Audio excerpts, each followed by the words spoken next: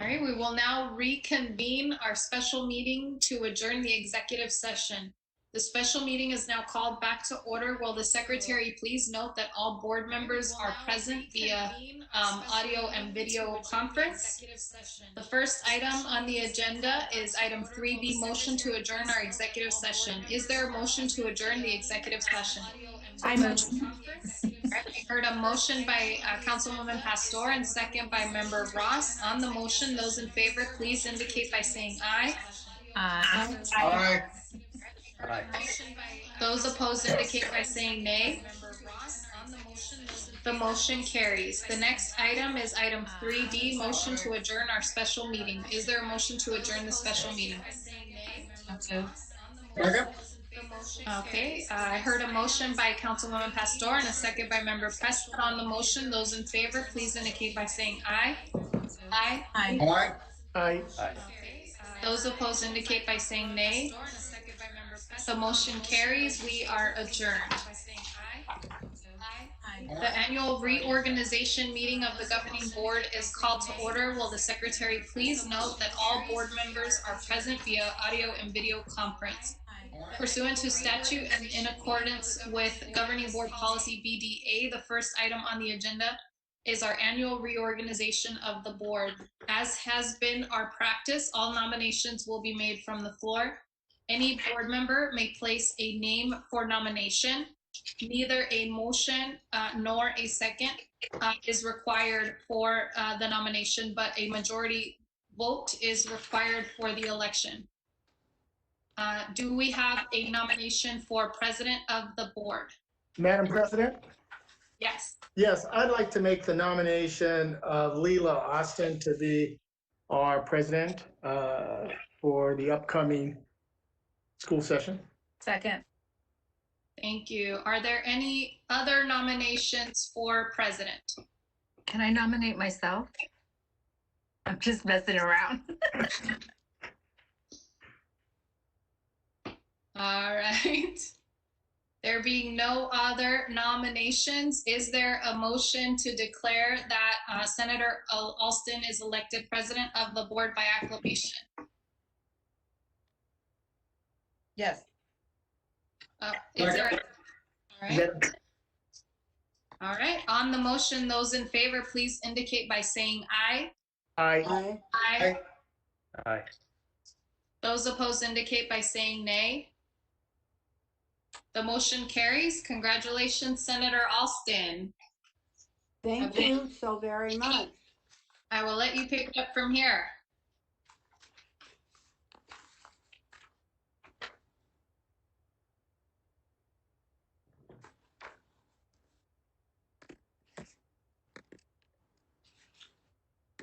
Do we have a nomination for clerk of the board for 2021? Madam President? Mr. Gallardo? Thank you. Madam President, I'd like to nominate Stanford Prescott to be the clerk. Second.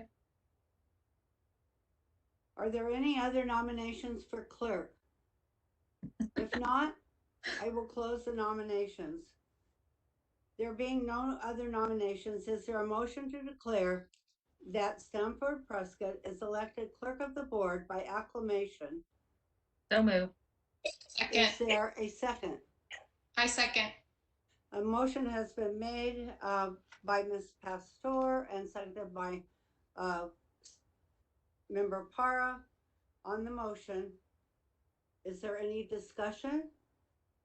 If not, those in favor, please indicate by saying aye.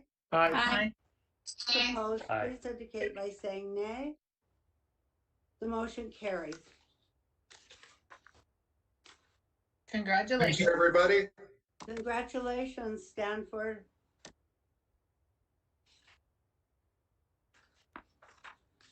Is there a motion? The next item on the agenda is to reaffirm the calendar of the governing board meetings for 2021. Is there a motion to reaffirm calendar of governing board meetings for 2021 as presented? So move. Second. A motion has been made by Councilwoman Pastor and seconded by Member Para. Is there any discussion on the motion?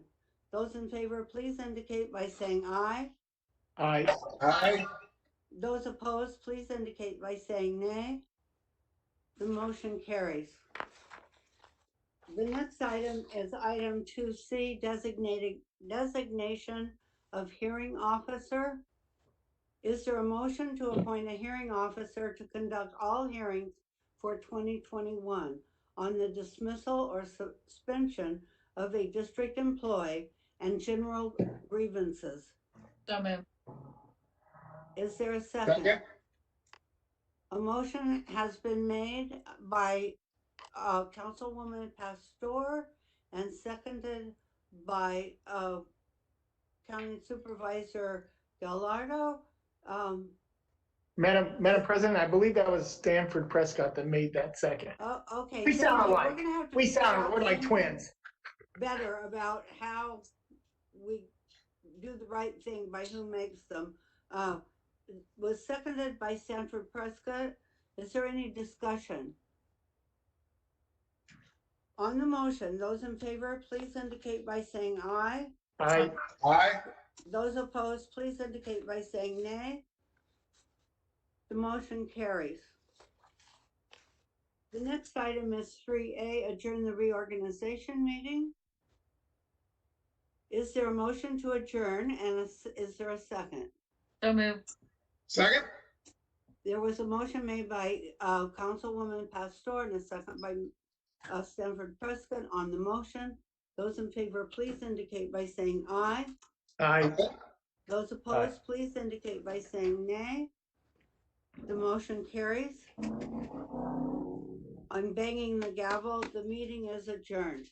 We will call to order our regular meeting in just a moment.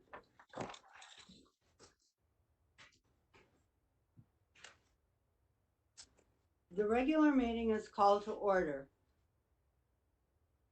Governing Board, tonight we are going to do a roll call as we have the last few months. Each of you will have an opportunity to say that you are present, and also please feel free to make a brief comment, opening remark, or to welcome the community to our board meeting.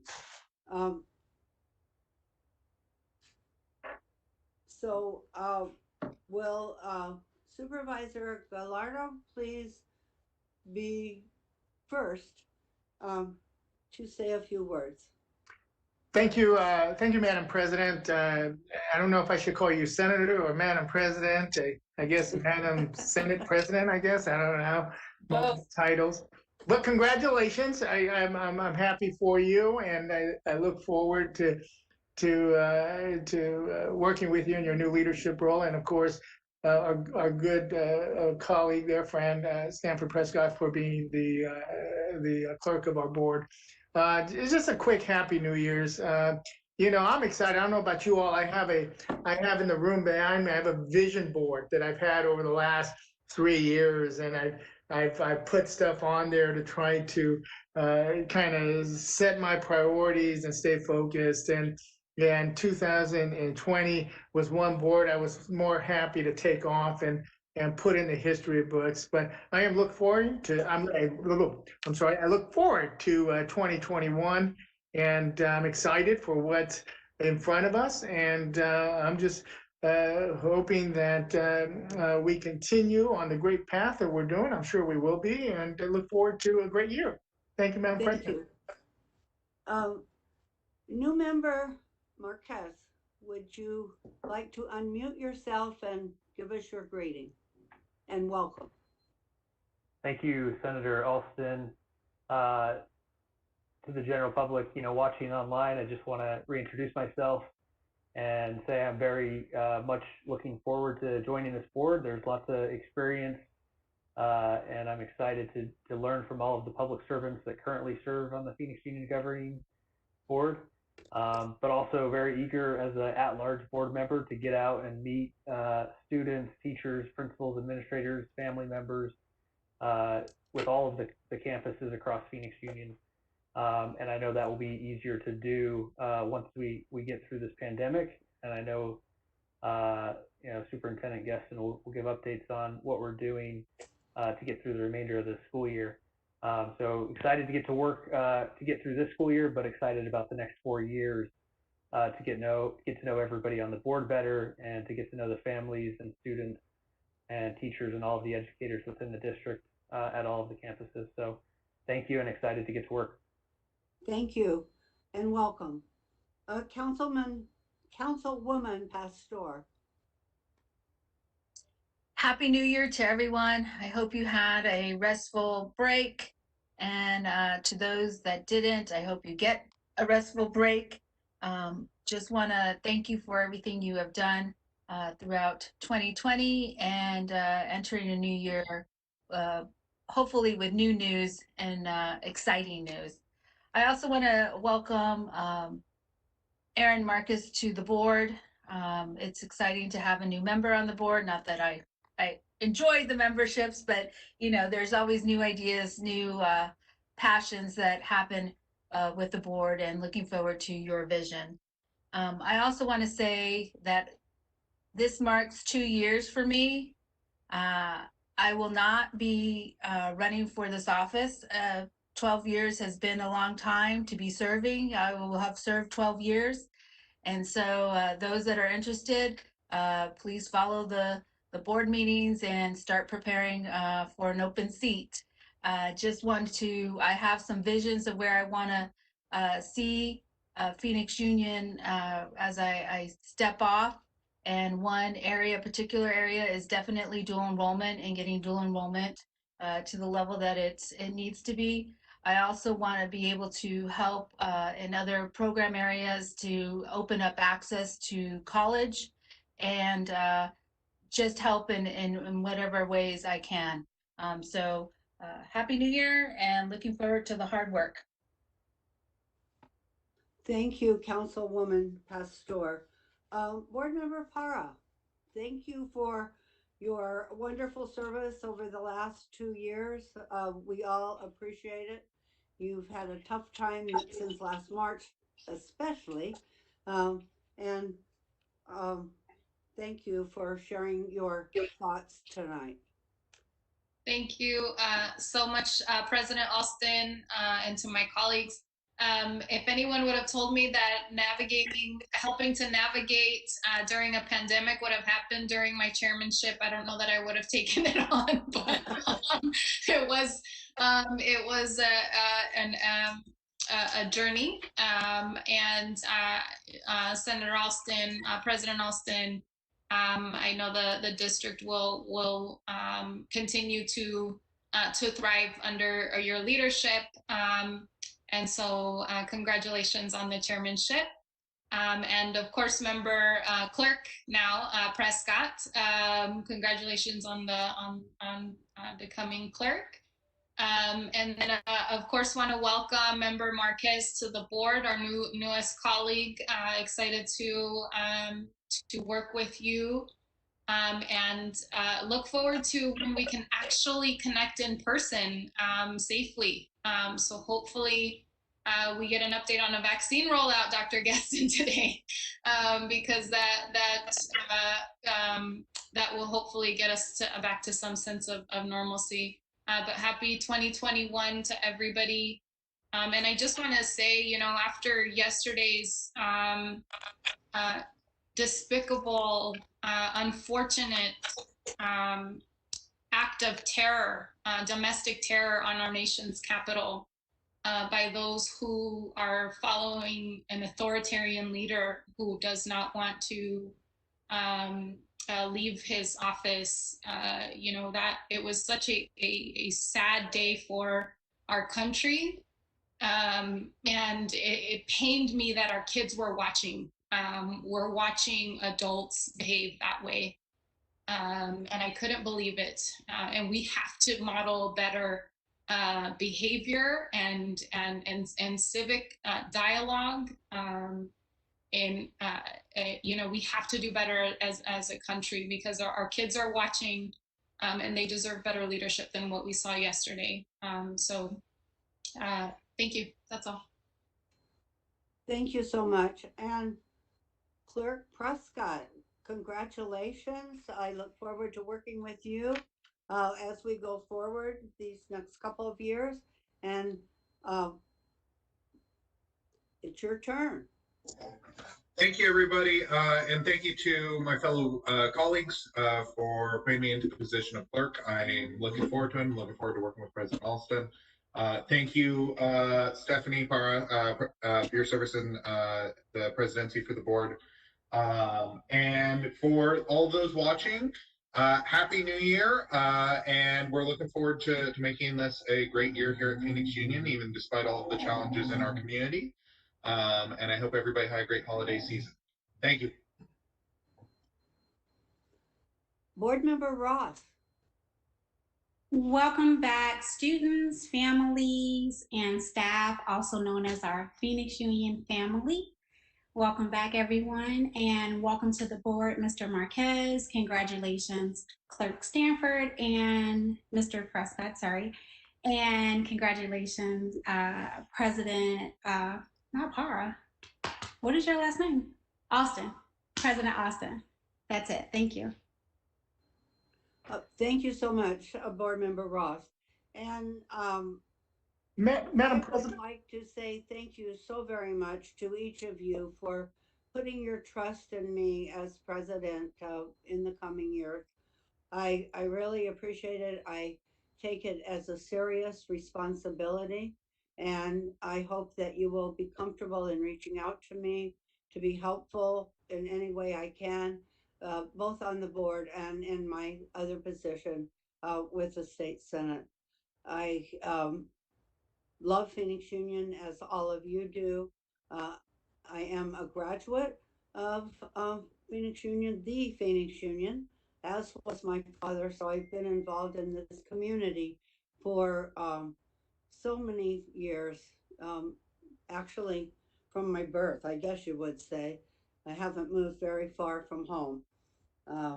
And so the success we have for our students is of great concern to me, and that they be given maximum opportunities to shine and to achieve their dreams is so important.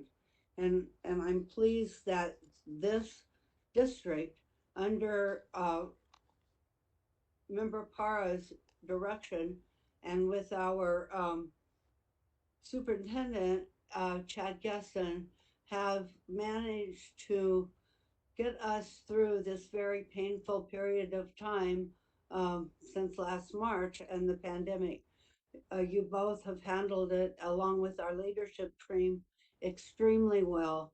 And of course, we have to say hats off to our teachers who learned to do virtual teaching, like turning it on a dime, and to our other support staff who we couldn't do this in serving our community, our students, our family, our larger community without you. So thank each of you for all the efforts that you've made to get us where we are today. And of course, we're not out of the woods by a long shot, but I think we've learned some valuable lessons and negotiating as we go forward.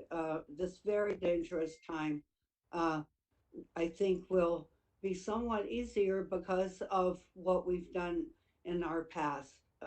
So thank you all so much.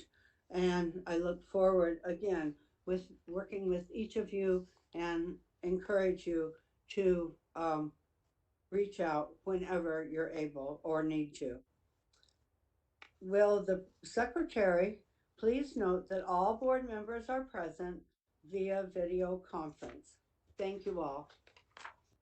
Members of the board, we ask you to please mute your computer microphones at all times to prevent background noise, but unmute as necessary.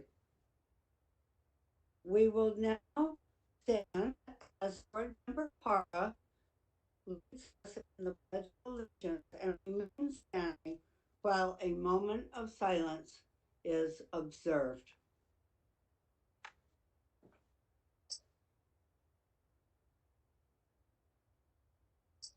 I pledge allegiance to the to flag the flag of of the the United States of America and to the republic for which it which it stands, stands, one one nation, nation, under God, under God, indivisible, indivisible, with with liberty liberty and justice for all. for all.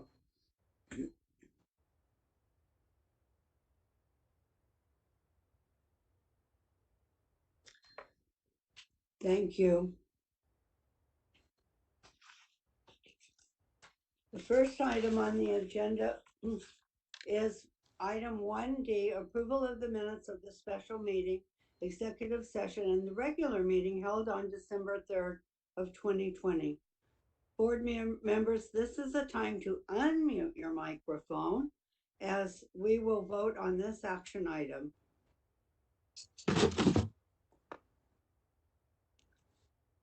Is there a motion to approve the minutes as presented? I motion. Second? A motion was made by Board Member Ross and seconded by Board Clerk Prescott. Is there any discussion? On the motion, those in favor, please indicate by saying aye. Aye. Aye. Those opposed, please indicate by saying nay. The motion carries. Board members, please mute your microphones. The next item on the agenda is 2A, recognitions and accomplishments. Tonight, we will recognize 2 students and 1 Phoenix Union alumnus for their amazing accomplishments. The first one is assigned to Councilwoman Pastor. Councilwoman Pastor? Hold on just a moment because I have to put on my other computer.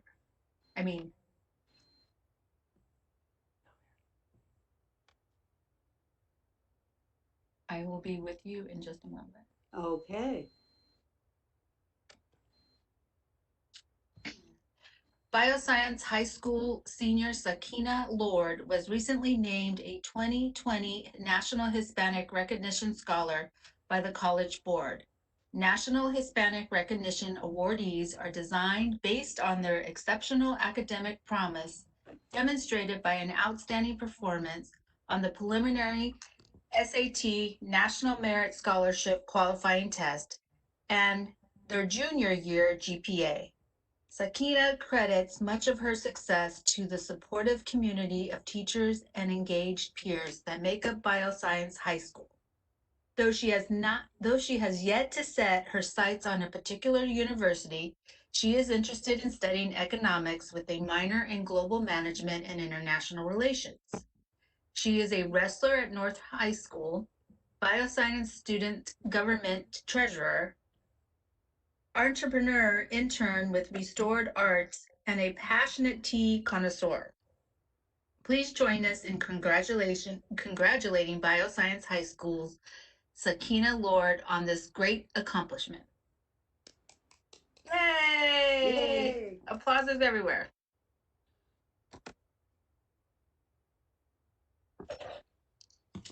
Thank you, Councilwoman Pastor.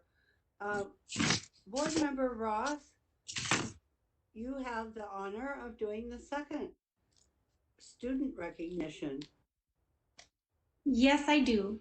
Geraldo Rodriguez is a senior at Bioscience High School and also earned the honor of being named a 2020 National Hispanic Recognition Scholar. As a child, Geraldo was always infatuated with science and math and soon fell in love with biomedical science. He served as president of iGEM, a nonprofit that challenges students to harness biofuels from algae and use synthetic biology to bioengineer bacteria. That is so impressive. He is currently involved in an internship using machine learning to create an algorithm to detect changes in neural recordings. After high school, Geraldo would like to major in electrical engineering with an emphasis in the biomedical sciences and hopes to one day create technological appliances that help find cures for diseases. Please join us in congratulating Bioscience High School's Geraldo Rodriguez for being named a 2020 National Merit Scholar.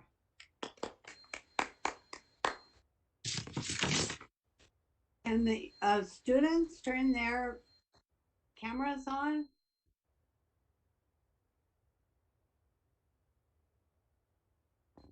If they're comfortable doing so. Okay, and Ms. Lord, are you able and willing to say a few words? We'd love to hear from you if you're comfortable with that. I'm not sure there's much to say. I think that thank you for that introduction. It was really well done, Ms. Pester. That's pretty much all about me. I don't have much else to give unless you're willing to sit down for a full cup of coffee and a full conversation. Okay. Well, When thank you COVID's so over. very much. We are all so proud of you and your efforts, and hope you will stay in touch with us and let us know what you're doing as you go forward in the future. Thank you. Yeah, I'm proud to be able to have the chance to be a Phoenix Union alum. I think that joining Phoenix Union was definitely in bioscience a good move for me. Yes, it's a wonderful school. And Mr. Rodriguez, would you care to say a couple of words? Yes, I'd like to say thank you to everyone here in the board meeting and for that great introduction. I really appreciate it. And thanks to the teachers that I had at bioscience and the staff, really amazing making this transition to the virtual environment a little bit more smoother. And just, I can't express my gratitude for everyone and everything that has been here given to the Phoenix Union District. Thank you so very much. Again, we congratulate you, and we are all so proud of you and hope that you will stay in touch with us as you go forward in the future. I know that each of you are going to have really fun and successful lives, and we want to share in that. So thank you. Really quickly, President Austin. Yes, Ms. Ross. All we did was read it. Councilwoman Pastor and you all did the hard work of making these huge accomplishments. Like, it was easy for us to read it, and you all did all of that hard work to make it this far. And we are all just very, very impressed and proud of you. We know it's not easy, and the dedication it takes to do this and may have these accomplishments. So good job, you guys. Yeah.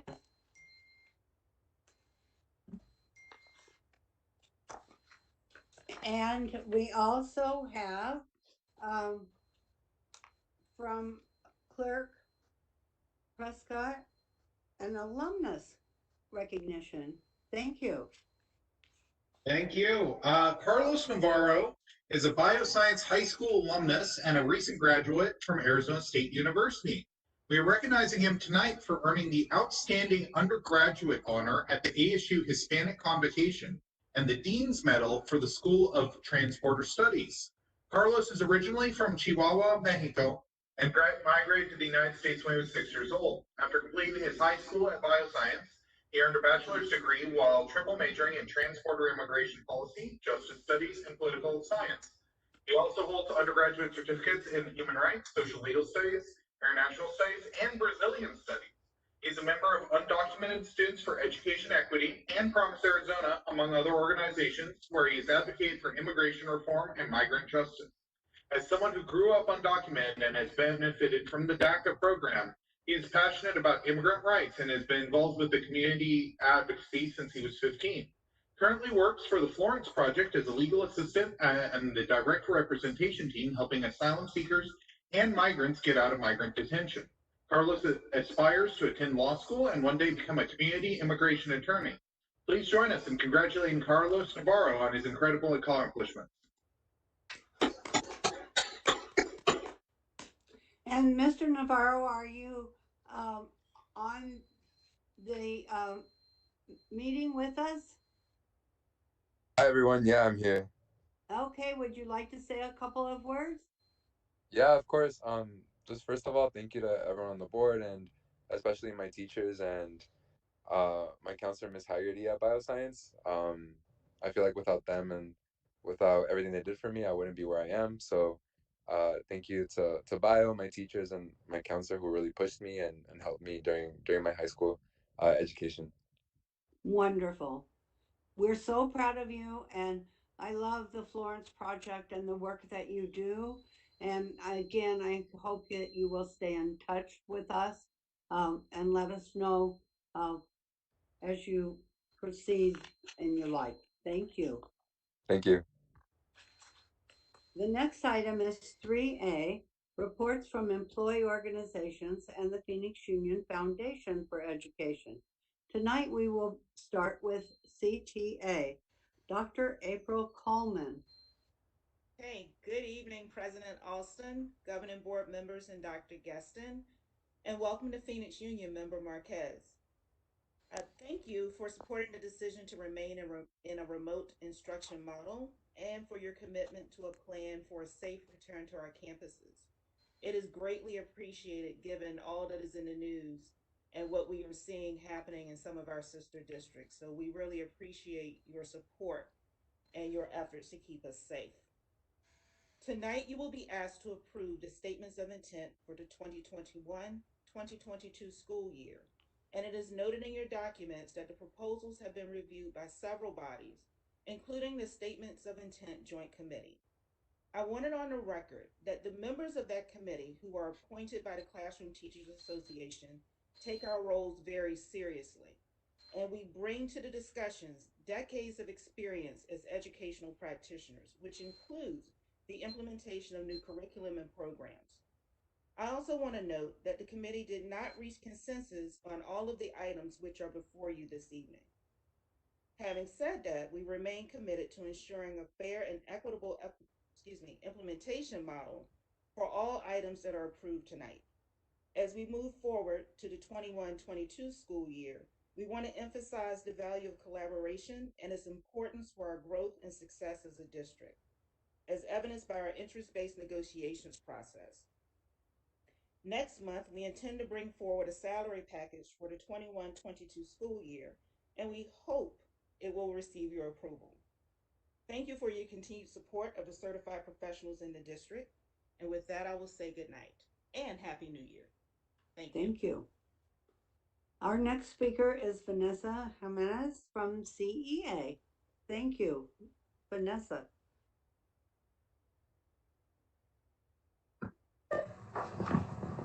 Good evening and Happy New Year. I got to get used to changing my starting and figure out if it's President Senator Alston or we'll have to land on something, but we can figure later.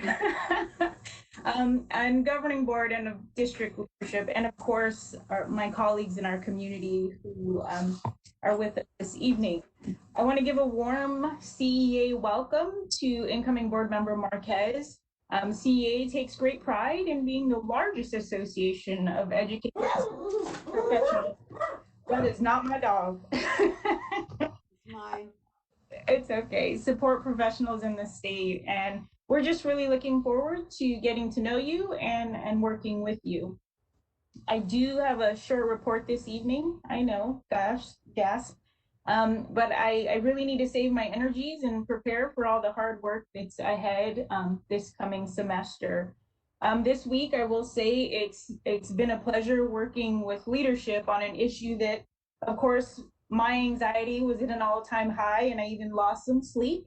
But being able to feel that we're going to have the ability to work with our staff. With FFCRA ending, it means a lot to some of our lowest wage earners. I won't push how it's our living wage that we're struggling with, but it's our ESPs who've been out there on the front lines since March and having to worry about how they're going to continue to pay bills if they're being sent home due to a positive test or an exposure and having to use their own personal leave time. So really looking forward to continuing those conversations and coming up with a solid plan to cover that time when we do need them to quarantine. It's after these conversations, I do feel good to keep everyone safe. minimize our liability. And of course, I want to make sure we protect our colleagues, our students, and more so our community. Most of our ESPs live in the same community that they work in. I know we have work to do still. There's going to be some childcare issues if our partners are still closed and other schools are closed. We'll have to come up with a plan to address some of our other colleagues that are still going to have issues with childcare. But I feel confident that we'll land on something somewhere, and I know the board is always extremely supportive of doing what's best for our ESPs. I look forward and I appreciate the collaboration, but I really do look forward to positive growth in our relationships in 2021 with all of you. I think all of you know me well enough. Board Member Marquez will get to know me, that I will definitely keep you posted if it's any other way. So I do look forward to really building stronger, positive relationships this year. So I just want to say thank you and have a great evening and be safe, everyone. Thank you so very much. Our next speaker is Melissa Jackson, representing the Administration Association. Good evening, President and Senator Alston. Congratulations on this new role. Thank you. You're welcome. Governing Board Member Bada, thank you for your leadership in the years that you were in the role of President. And Governing Board Prescott, congratulations on your new role as Clerk. Board members Ross Gallardo, Councilwoman Pastor, welcome back. And a warm welcome to new Governing Board Member Marquez. I hope you find our community welcoming and loving. We are. We also want to say thank you and good evening to Superintendent Dr. Gueston, leadership team, and community. ADA would like to wish you all a happy new year. We hope that you all had a restful break, a great holiday, and are recharged with new hope for a new year with 2021. We started this week hitting the ground running and are committed to continuing to provide vital services to our staff, students, and community. Mine's really short and sweet, so that's all that I had. Just continue to stay safe, stay healthy, and stay connected. Thank you.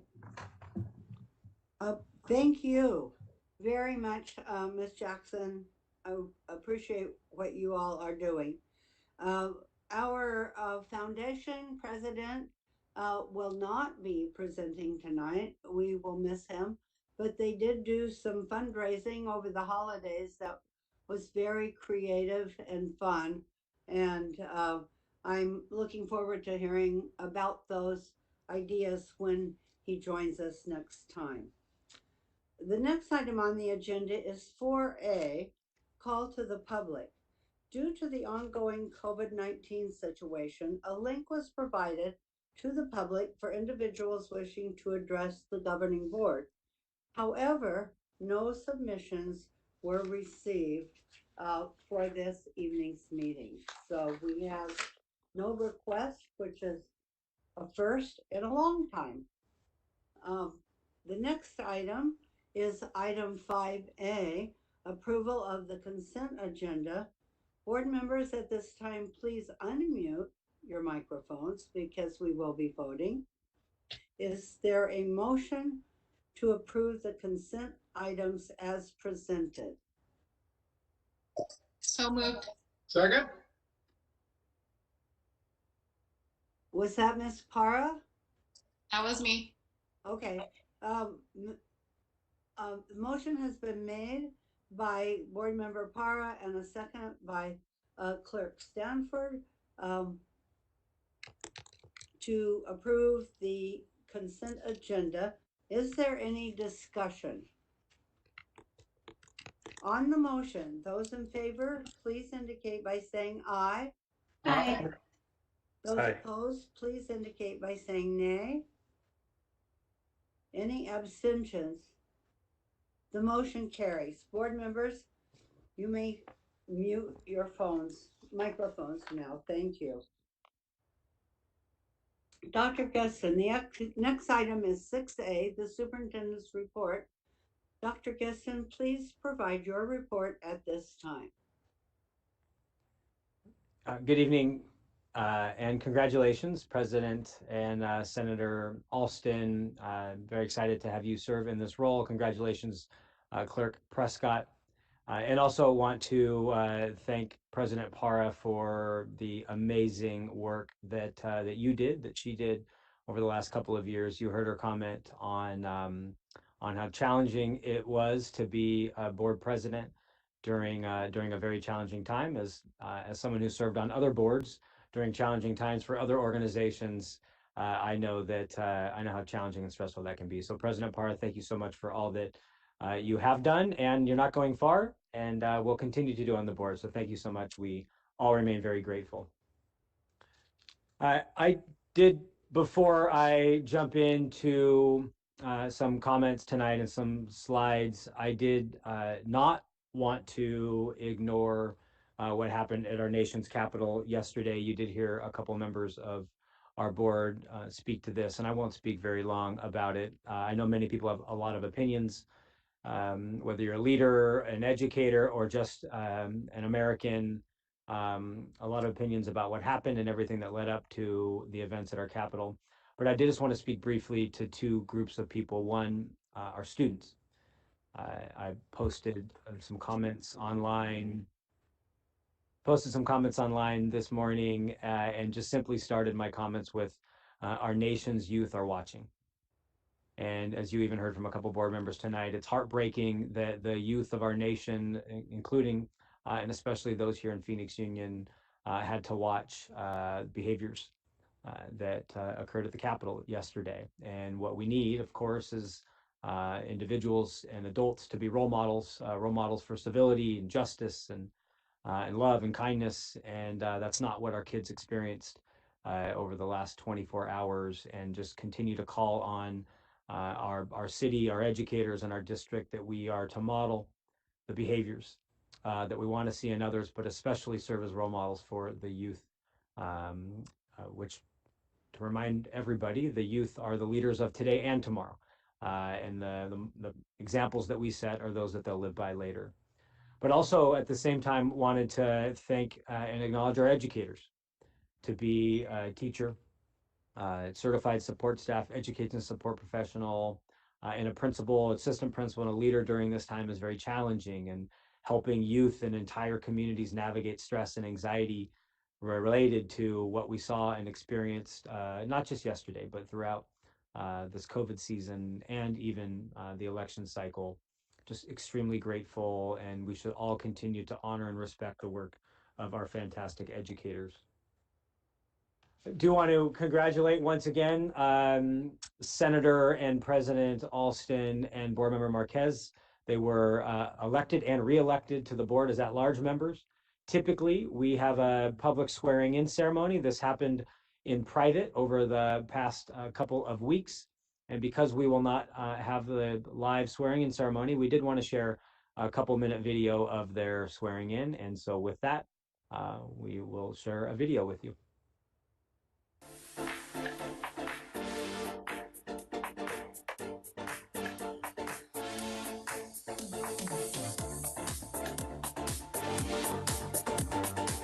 But if you could raise your right hand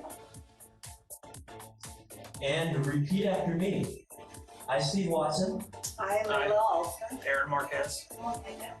Do solemnly swear that I will support the Constitution of the United States. Do solemnly swear that I will protect the Constitution of the United States. Do solemnly swear that I will protect the Constitution of the United States. And the Constitution and laws of the state of Arizona.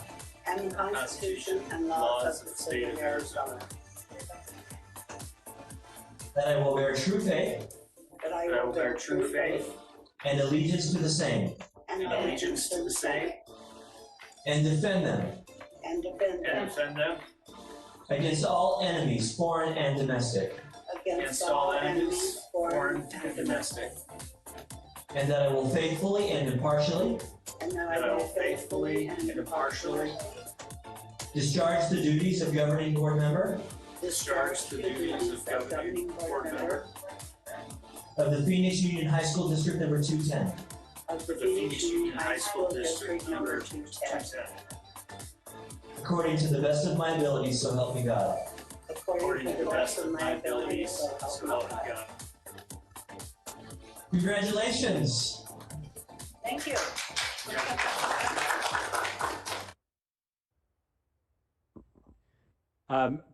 President and Senator Alston and board, we actually will share a link to that video. There's actually a couple more minutes where we hear some opening words from Board Member Marquez and Senator and President Alston. I want to thank, as always, our marketing team for putting together videos. Again, we'll share the link with you and make sure that the public has a chance to see that as well.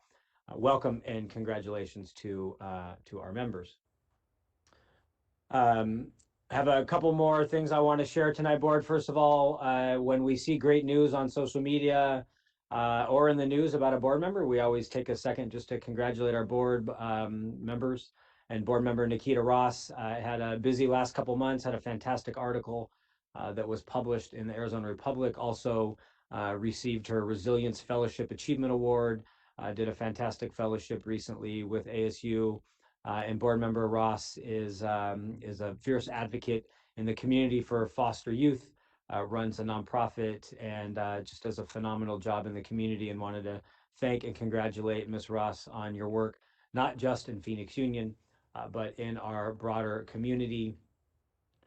Also wanted to share just a very brief good news, cool news story tonight on the board consent agenda.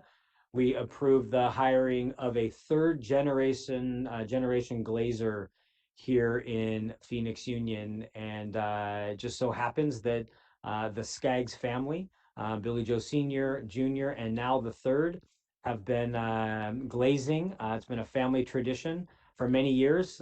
The Skaggs family has actually held a glazing position in Phoenix Union for 54 years.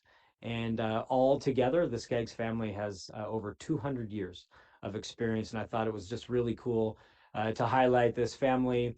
And again, the amazing work of our education support professionals. Typically, when we think about our classified employees, we might think of a paraprofessional or an office staff or food service, but we have amazing facilities personnel keeping our campuses beautiful and clean. And so I thought I'd bring to you a very brief good news story. On the flip side of that, we did finally say our formal and final goodbyes to Assistant Principal Mr. Ray Pino. Mr. Ray Pino had been with Phoenix Union for many years as an assistant principal. Unfortunately and tragically, passed away last spring while on campus. That led to, of course, terrible pain and grief within that community. And we had an amazing opportunity to recognize a phenomenal human being, a great man, great father, great husband, great educator, great friend, and want to thank the entire North High School community for their efforts, and thank Camelback High School for hosting the outdoor, socially distanced, in-car celebration of life for Mr. Ray Pino. Over the last month, many other fantastic things happened. We cut the ribbon on a beautiful new Gifted and Talented Academy at Maryville High School, as well as some other renovations.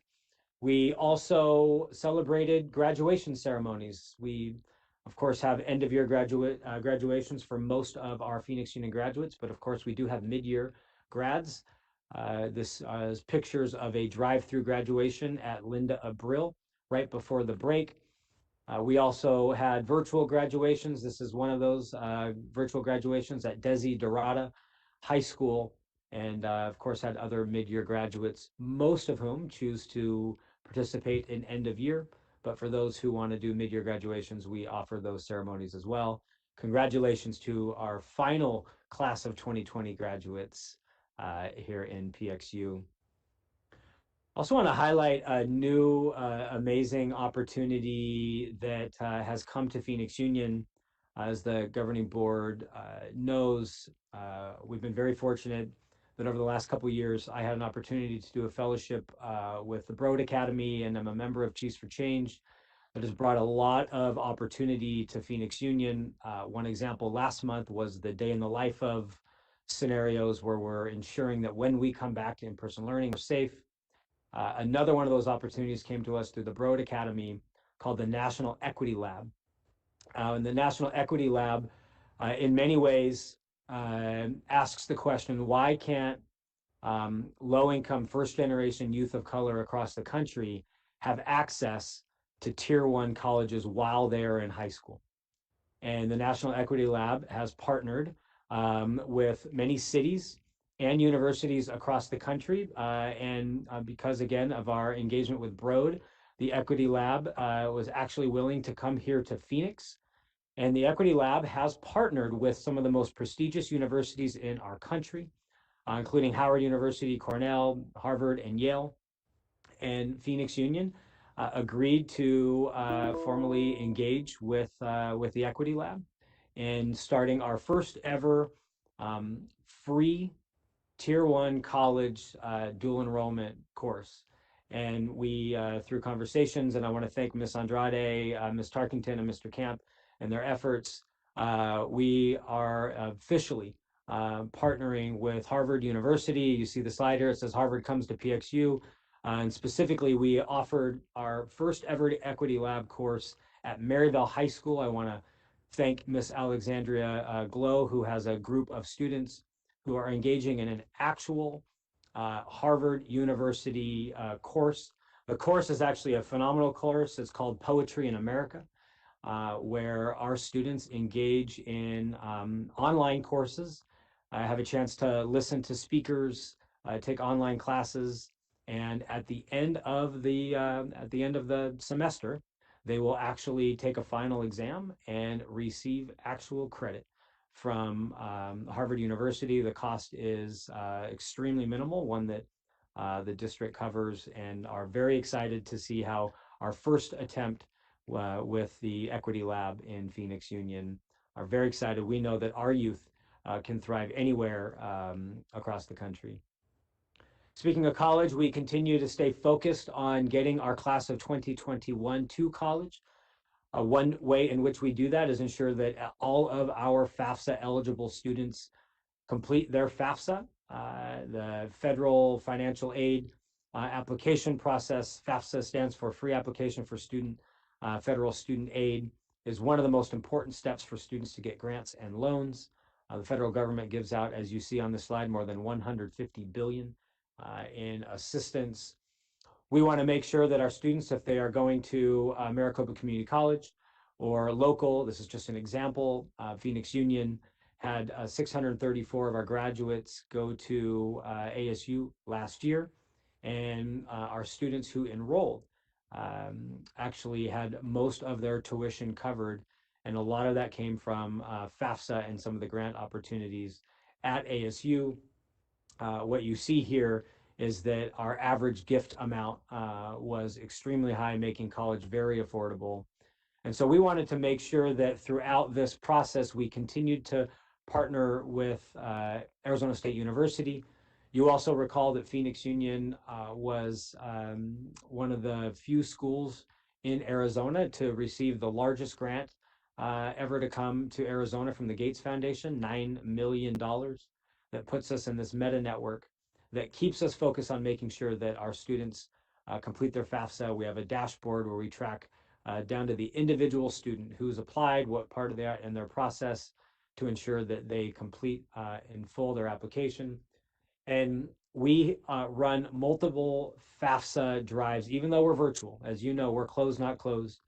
We did a FAFSA drive in October, again in November, again in December, and we will continue to push very hard in the spring. And these are just some examples of FAFSA workshops at individual schools and across our district. And of course, any student in Phoenix Union can schedule a one-on-one appointment at any time with our partners and with us to make sure that they have all the assistance needed to complete their FAFSA.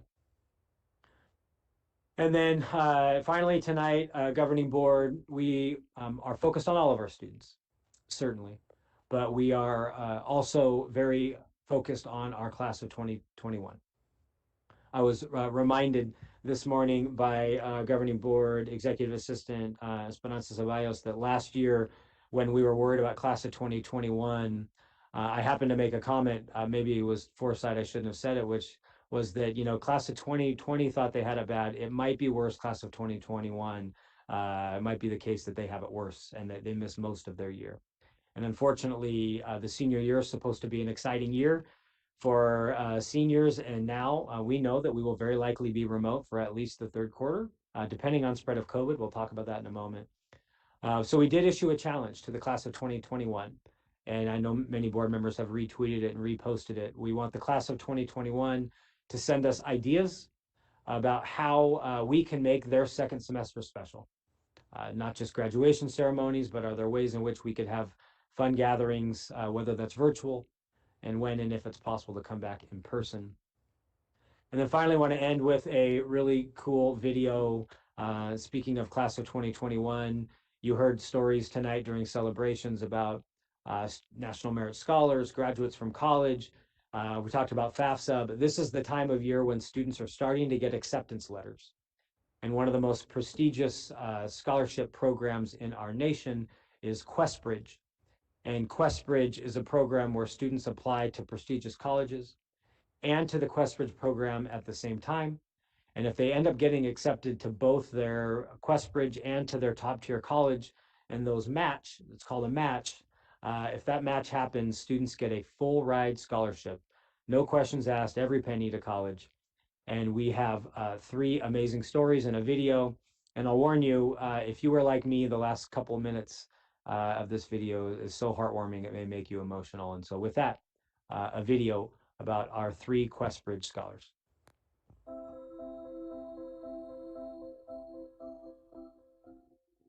QuestBridge National College Match Scholarship is a scholarship for high-achieving low-income students. It entails a lot of different criteria. So basically, if you do get matched, then everything is met from tuition to room and board to food, books, travel expenses, and fees. Overall, it is a very, very good financial aid award, and it's considered a full ride. Covering basically almost all the expenses you would have attending university. The process was nerve-wracking. I really did not think I was going to get into any of my top choices. And I think that's just something that happens a lot with first generation low income students, is that we tend to diminish our abilities when what we do is just so amazing. Because of the fact of the circumstances we're in, yet we accomplish so much with what we have. Even though it's an expansive application process, a lot of the things felt natural, like especially the essay writing and the letters of recommendation. I felt like I had a good support system involved there. Utilizing like the teachers I had and the resources I had, I was able to like be prepared for this moment. And like they had like a lot of extracurriculars I was able to join and be impactful of. Yeah, I started reflecting upon myself and saying like, you know what, I am driven, I am a hard worker, I'm intelligent. So I started to believe in myself. And that's what it took for me to finally start taking this seriously and starting writing my essays. And I said, you know what, I can do this. The first second I saw the notification for the QuestBridge on December 1st, I kept on repeating the word Emory, Emory, Emory, Emory, Emory all over for like a whole minute because I was so excited. It was just such an explosion of emotions that I felt numb. Like I didn't understand how to handle all these emotions I was having. So it was just nothing. It was so empowering just to see that those big red letters and congratulations across the screen. It was very great. So I read congrats and I was just silent. Like my mouth was just open for like probably a straight minute. And the only word that I could get out after that was I just yelled out for my mom. I was like, Mom! And so she came there and she was very happy for me. And we were both just happy and then, crying a little bit. I pulled out my phone so I could record my reaction too because I wanted to see my reaction later on. Okay, so the email just came in for QuestBridge. And I'm going to open up my decisions live for you guys to watch. And, well, hopefully I get in. And then, like, after, like, stressing so much. Actually, I can't. Okay. I logged on to QuestBridge and I just awaited. Like, okay, so I press this one button, and my whole life will like basically be decided basically if I do get matched. Okay. Okay. All right. 3, 2. And so I was like, whew. And then eventually pressed it. 1. Congratulations, you matched! Congratulations! It is our pleasure to inform you that you have been selected for the admission to Stanford University with Questbridge. Congratulations, you were matched. And I was like,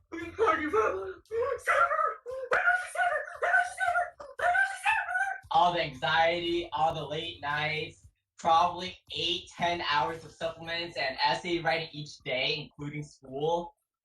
And everything, like, oh my, it all paid out.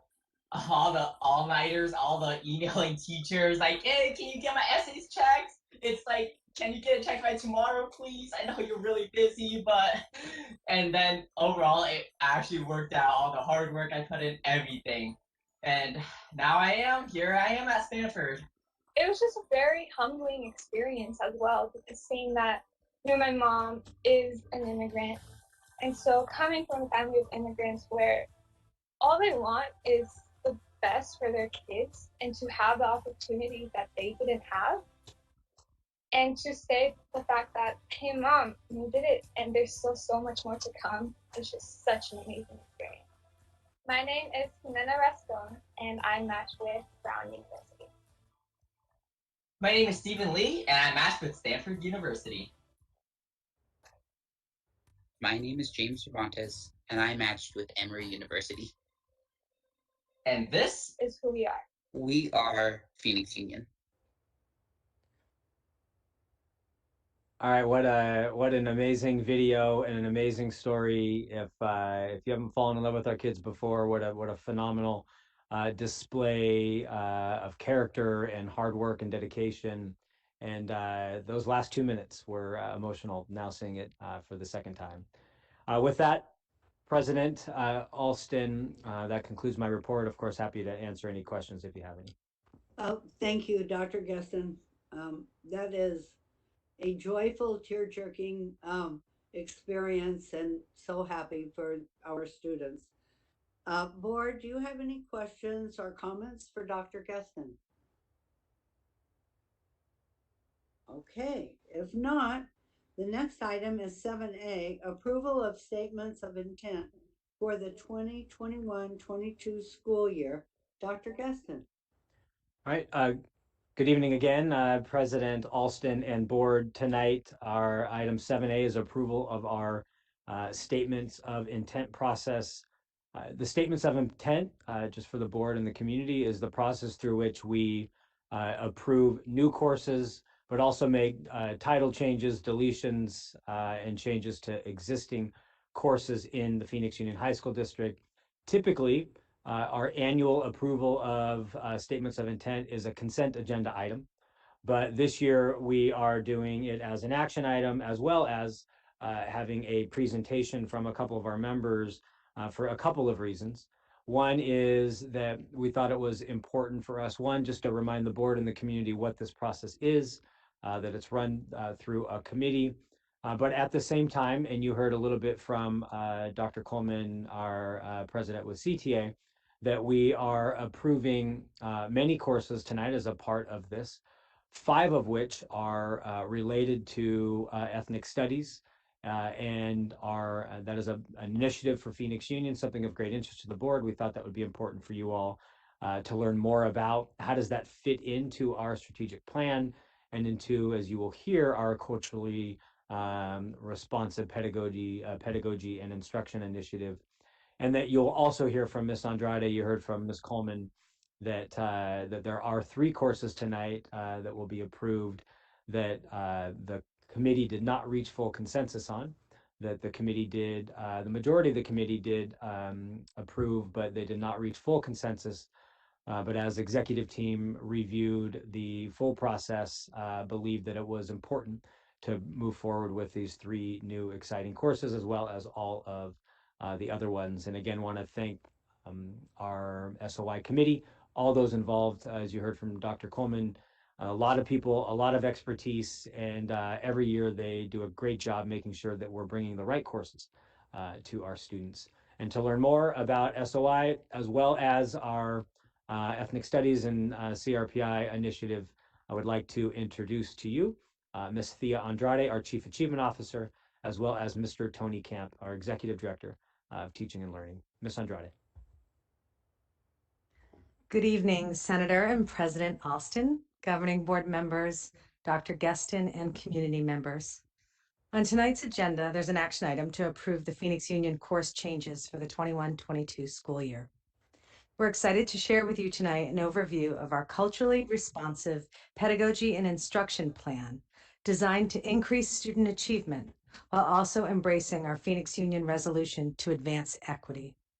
So tonight, I'll be reviewing with you the Statement of Intent, or SOI, process and final recommendations, the connection it has to our strategic plan, a little bit of the what and the why around CRPI, and then I'll pass it over to Mr. Camp for our approach and timelines associated with the rollout.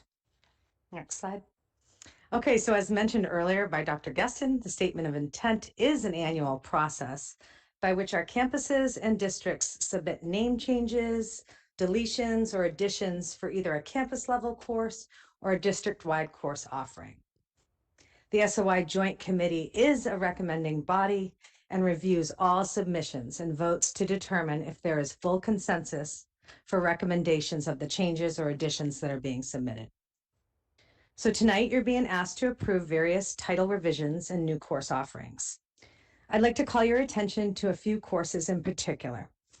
Those listed with asterisks after the course names are newly added culturally relevant courses. You'll also notice some of them are also highlighted in yellow. Those are specifically the ones that are being recommended by the majority of the Joint Committee, but again, as Dr. G mentioned, it was not full consensus, but the majority. All courses do come highly recommended by our executive team in an effort to advance the opportunities that are associated with providing a culturally relevant curriculum to the students of Phoenix Union. As a brief reminder, our district strategic plan has been focused on 4 core areas under the A, B, C, and D. We have also recently aligned our strategic plan focus areas to 10 commitments for continuous improvement. You can see those focus areas and commitments on this slide. Tonight, of course, we're going to spend most of our time together in the area of A, achieving readiness in college, career, and life, and in commitment 1, creating college, career, and life-ready graduates. This commitment is really at the heart of our work in teaching and learning. And while we know it's important to increase rigor and complexity of tasks in our classroom, it's not enough just to do that alone. We know that it's equally important to do this while simultaneously providing that relevance, that connection and meaning for students to their lives, and increased engagement for all students. Next slide. As you can see, there are multiple strategies within Commitment 1 of producing college, career, and life-ready graduates. But tonight we're going to focus primarily on the 3rd strategy by providing some clarity around what it is, the why behind it, and how initial courses that are being recommended tonight for approval are a component of a larger plan in Phoenix Union. You'll also see a reference to the 1st strategy, our district's learner profile, and see how the learner profile directly connects to the outcomes associated with a full implementation of culturally responsive pedagogy and instruction. All right, so what is it? I think it's important that we all have a common understanding of what culturally responsive teaching is, the why behind it, as well as our 2-pronged approach that we as a district are embarking on. Of course, you'll see the formal definition on the slide. But at the end of the day, this is not only about the curriculum we provide students or the authors we select or what courses we offer. At the heart of it, it's really how we teach and how we engage our students every day. It's that unique ability and talent for a teacher to be able to recognize his or her students' cultural differences and the prior knowledge that they bring into those classrooms every single day. And then to be able to use that cultural knowledge as a scaffold to make new connections and create new learning. So why does this all matter? Next slide. CRPI is a catalyst for systemic change. We serve 28,000 students from diverse backgrounds and cultures in Phoenix Union. We know we represent students and families who speak over 90 different languages. Over 80% of our students qualify for free or reduced lunch. We represent students and families from cultures all over the world. And educational studies have shown time and time again that students who are traditionally identified as underserved or marginalized receive much less instruction that promotes and develops higher order thinking. These students don't traditionally get the adequate time, space, support necessary to facilitate cognitive growth. And then consequently, they're not given the opportunities to activate additional connections in their brain and make lasting meaning in their learning. As a system nationally, we have denied many of our students with what, as educators, we call productive struggle. And as a result, we've developed a system of dependent learners. And we believe the efforts tonight will serve as a powerful strategy and tool to combat this epidemic. So next, I'd like to introduce Mr. Tony Camp, our Executive Director for Teaching and Learning, to discuss the connections to our learner profile and our approach as a district, as well as timelines and training. Thank you. Thank you, Ms. Andrade. Good evening, Senator and President Alston, governing board members, Dr. Gessen, and community members. And Happy New Year to everyone. Phoenix Union has been very intentional as a district regarding diversity, equity, and inclusion. This includes the steps we have taken and are continuing to take with culturally responsive pedagogy and instruction. The diagram on the left summarizes the 4 key culturally responsive practice areas that, when blended together, create social, emotional, and learning cognitive conditions that can move students from being dependent learners to independent learners. You can see a brief description of the difference between those two on the right. As you know, our district has recently developed a learner profile of a PXU student.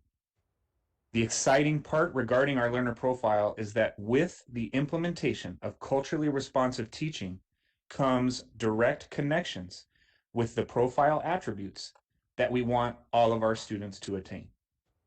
And the efforts of moving students from dependent to independent learners promotes and supports these attributes. In terms of our overall commitment to better develop college, career, and life-ready students, cultural responsive pedagogy provides more opportunities for students to develop new and stronger connections in their brain, known as neuroplasticity, when experiencing productive struggle and engaging in personally relevant content. Next slide. Our approach to culturally responsive pedagogy and instruction is two-pronged. Our responsiveness approach is going to be directly embedded in our teaching and learning framework. The 4 practice areas previously discussed will be intentionally included in not only mandatory professional development, but also scaffolded into job-embedded practices. Our teaching and learning framework will be launching this upcoming school year, and all certified staff will participate in foundations trainings that will include cultural responsiveness, as these practices begin with that first practice awareness.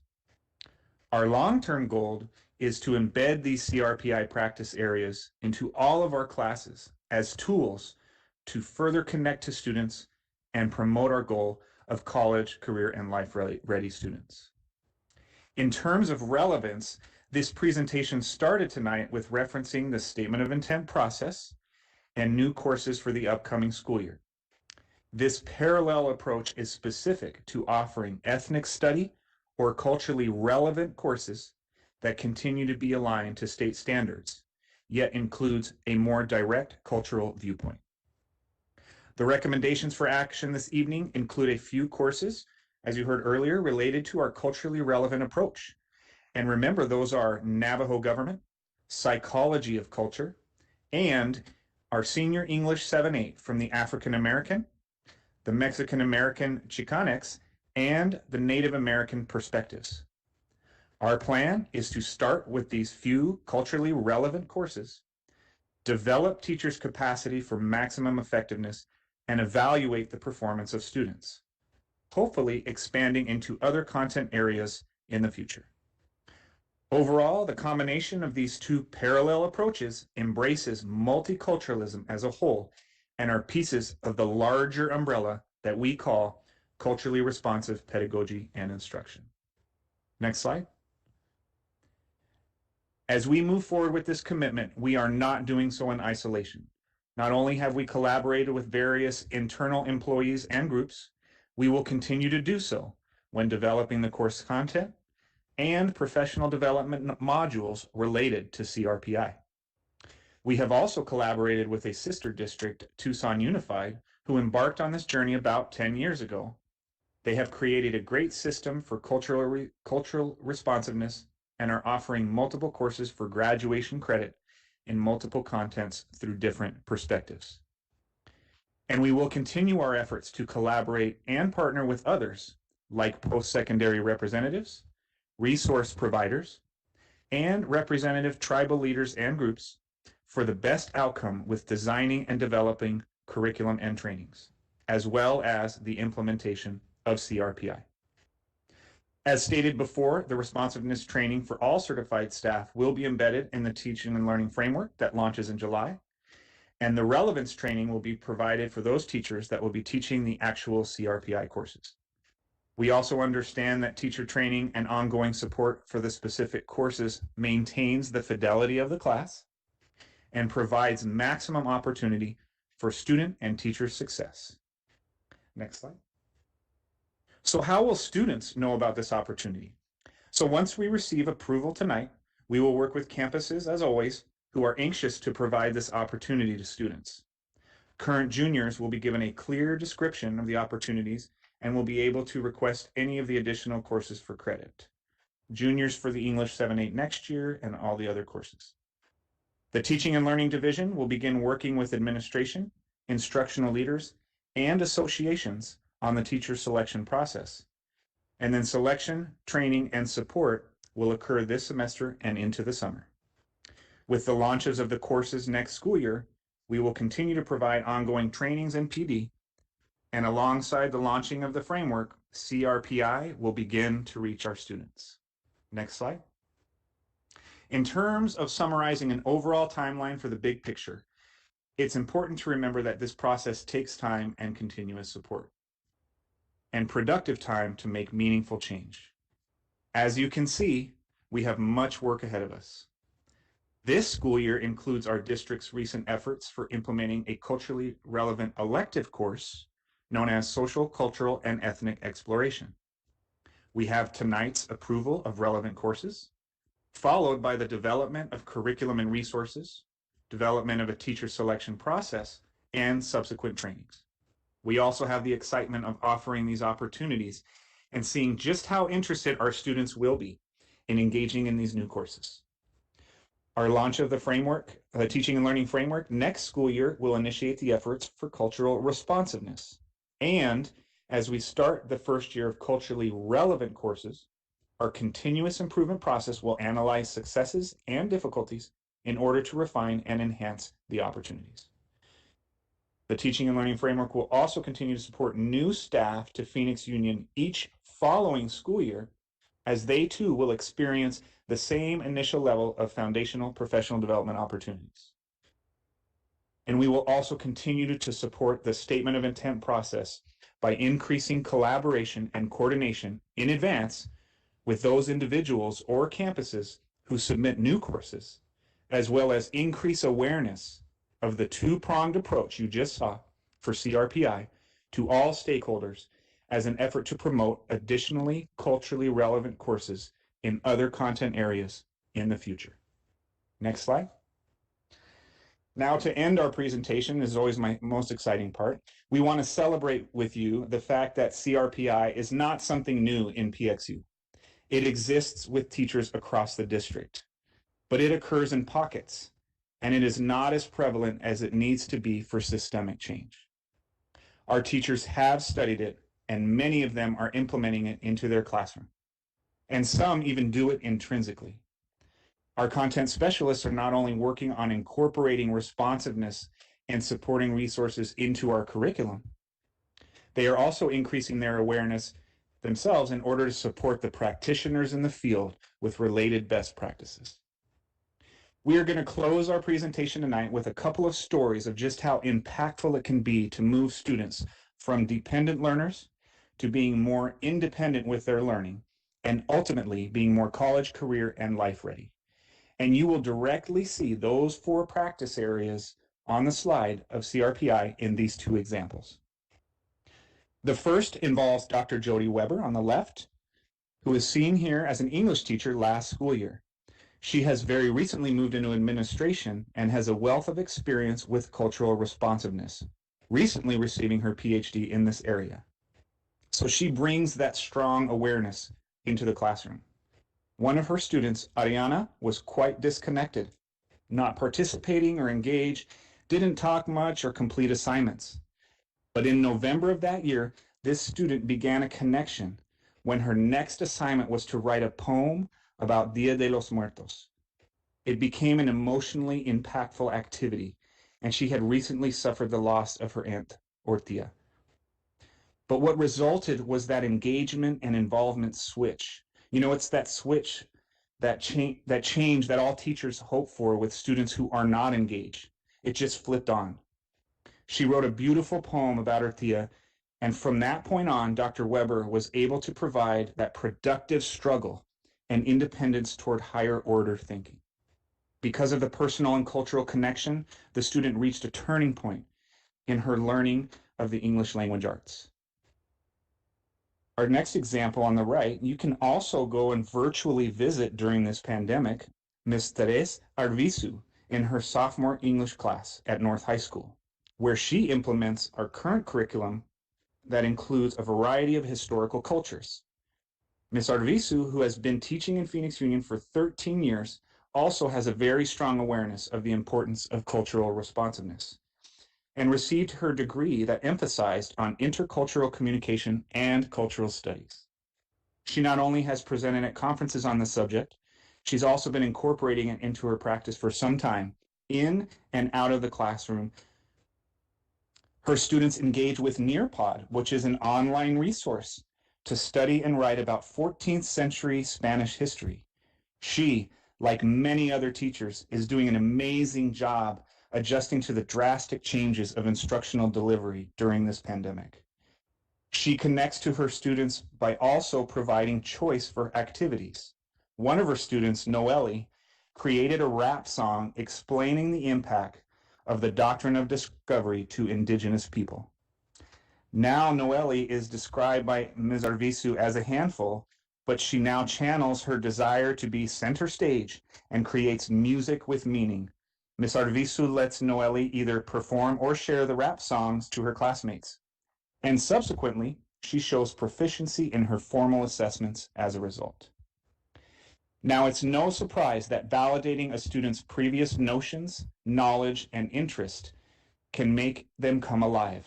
It sparks their engagement, allows them to connect personally to their learning, and that's when deeper learning of content, as well as attributes toward becoming an independent learner, can be developed. So this endeavor and commitment will certainly enhance the ability for Phoenix Union students to be welcomed, loved, and inspired to go places and do things that matter. Next slide. On behalf of our Chief Achievement Officer, Ms. Andrade, and myself, we appreciate the opportunity to provide this presentation and are very excited about the work ahead. Thank you, and we can take any questions you may have at this time. Thank you very much to both of you. What a lovely and exciting presentation, something that we've been looking forward to for some years, actually. I wonder if there are any questions from board members of either Ms. Andrade or Mr. Camp. Ms. Ross, ladies first. Thank you. I have several questions and a couple of statements, so I will do my best to be brief. I wanted to, this question is actually for both of you. First, thank you for your presentation, but either of you can answer this question. Has there been any engagement or interaction with representatives from the 1619 project? Thank you, President Alston and Member Ross. Yes, as a matter of fact, we have had an opportunity to meet as a larger team with the 1619 project. And then again, more specifically with our content specialists, with the 1619 project, specifically with those that work in the social studies arena, as that is kind of the area. I had an opportunity to see the curriculum and was really impressed by it. It's very powerful. And I'm going to go ahead and hand it over to Tony to make sure I've covered all the details associated with it going right down into the content specialist hands. Tony? Thank you. President Alston, Ms. Ross, thank you for your question. Yes, we have, like Ms. Andrade said, we have met with them a couple of times, both myself and the Director for Student Learning, as well as our content specialists, and have provided initial feedback. Currently, our social studies content specialist is working with the specific curriculum associated with 1619 project to crosswalk their curriculum with ours, so that we can see where exactly those resources and opportunities can fit for use as we move forward with culturally relevant courses. Okay, I spoke with them and they were saying that they had a couple of meetings with you all and it hasn't gone anywhere. And so somewhere there seems to be some miscommunication. So it'd be awesome if we can get that moving forward, because I'm, as a board member, I'm very much interested in seeing that implemented, because it's already been proven to be very relevant and a great program. So that was one.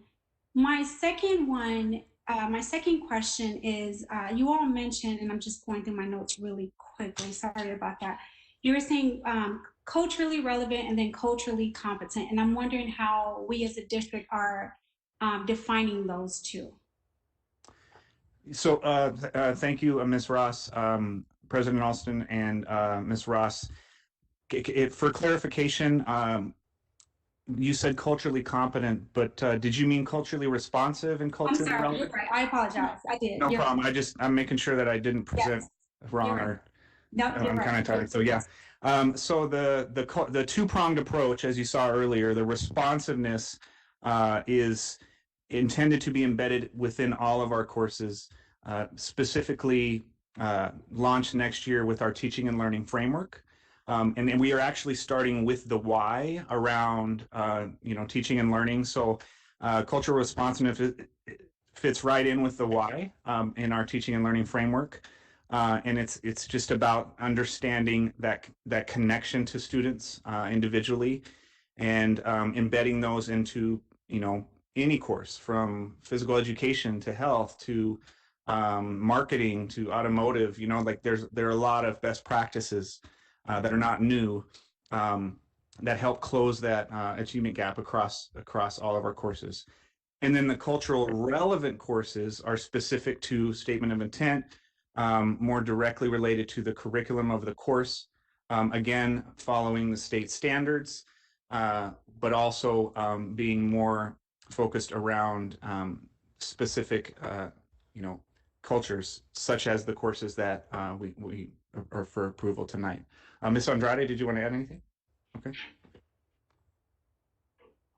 And thank you for that. And then this is my final one. When I was listening, it seems like as a board, you're asking us to approve these three specific courses that were highlighted in yellow and had an asterisk. And you are talking about it sounded like you are saying this is the beginning and we want to grow, but I'm not hearing, and I may have missed it, like a very specific concrete plan of how we will be more robust in our efforts to improve or enhance our curriculum around cultural identity of our students and helping them in the history and helping them connect with it. I saw the timeline, I saw that, but I didn't, for me, it still wasn't clear about how how we're going to say, okay, this is what we're going to do. This is it just wasn't clear for me. It sounded unclear. Member Ross, I think probably because it was hidden or embedded in the work of the teaching and learning framework, which is a multi-year professional development process that all of our teachers will go through. And it really will start with awareness, self-awareness, implicit biases, understanding the deep roots of culture, and how to connect and how to use these specific teacher moves in a classroom to really connect and engage their students. And so that's going to be all teachers, and that's going to take a few years and a few exposures. It's not a one and you're done kind of workshop, right? It's ongoing. And then simultaneously or parallel to that, you have specific courses that really, really get at the heart of, I think, what you're talking about, which is really through that viewpoint, whether that's in a history course or whether that's in an English course or whether that's in an art course. I think we're open to just about anything, and we've highly encouraged the community, our stakeholders, our teachers, anyone to submit those requests in so that we can open it up and really start to move our curriculum a little bit at a time with fidelity. And make sure it's not, out of control. We want to make sure that a student at Trevor is getting the same experience as a student in Fairfax. But yeah, we're excited for this parallel approach, but I think it's going to happen both within the teaching and learning framework as part of our ongoing professional development and support to teachers, but it also has to happen in the actual classes and the content and the curriculum. Awesome. And I'm really excited for this, so I can't wait to be able to bring back more updates. I wish I knew all the answers, but a lot of it will be up to our teachers and our partnerships and what bubbles up from different areas and what comes through the SOI process, really. Thank you. Mr. Prescott? Thank you so much for this presentation. Thank you to everybody who put in work on these courses, both the culturally relevant courses as well as the broader courses that we're voting on tonight. I just want to, I'm going to make a statement rather than a question, but I want to just restate my support for this work on culturally relevant courses. I think when we look at things like what happened yesterday, racism and white supremacy were very much the subtext of what happened when we see things, the very different treatment of protesters for Black Lives Matter versus the folks who were there at the Capitol yesterday, when we see things like people with Confederate flags and Nazi propaganda at the U.S. Capitol, and that larger problem of racism in the United States will not go away anytime in the near future. I think that work like this, culturally relevant courses, culturally responsive teaching, is essential to doing the healing process around racism. And it's long-term work, but I'm glad that we're starting with it here. So thank you. Are there any other questions of Ms. Andrade or Mr. Cap? I do. This is Laura. Councilwoman Pastor. That's fine. It could be Laura too.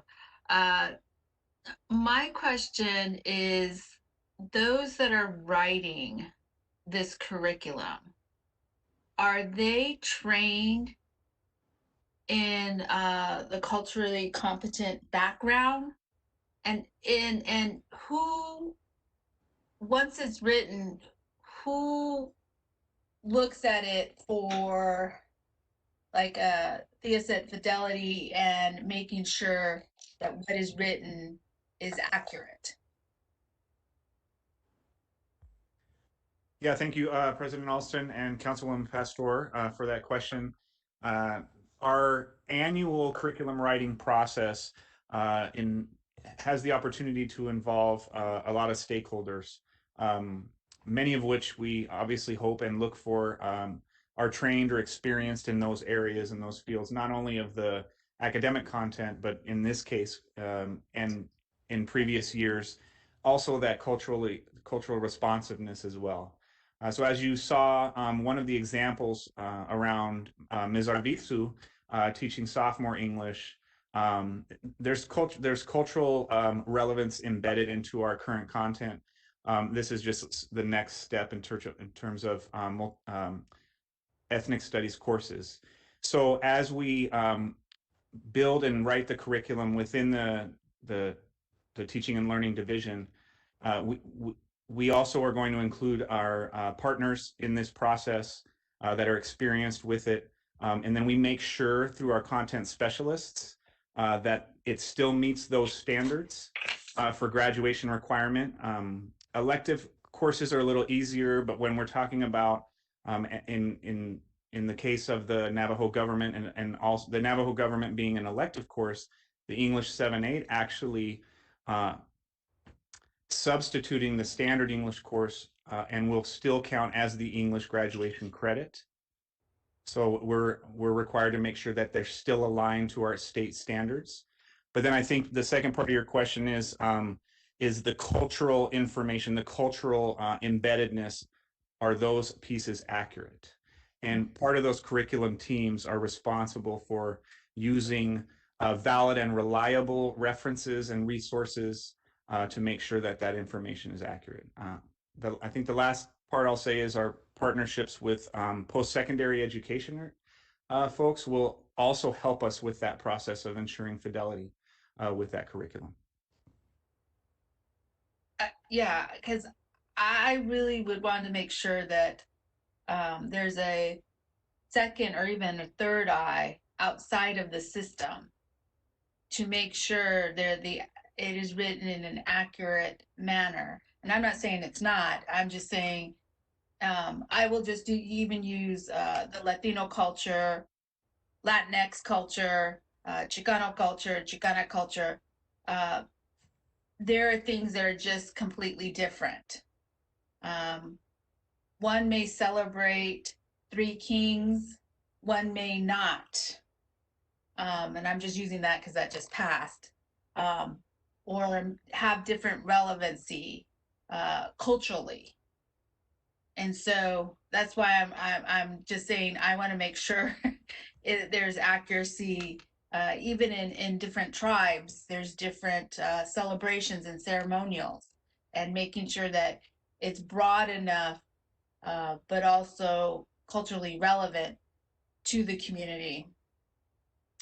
And that's I would like to make sure that's vetted and done.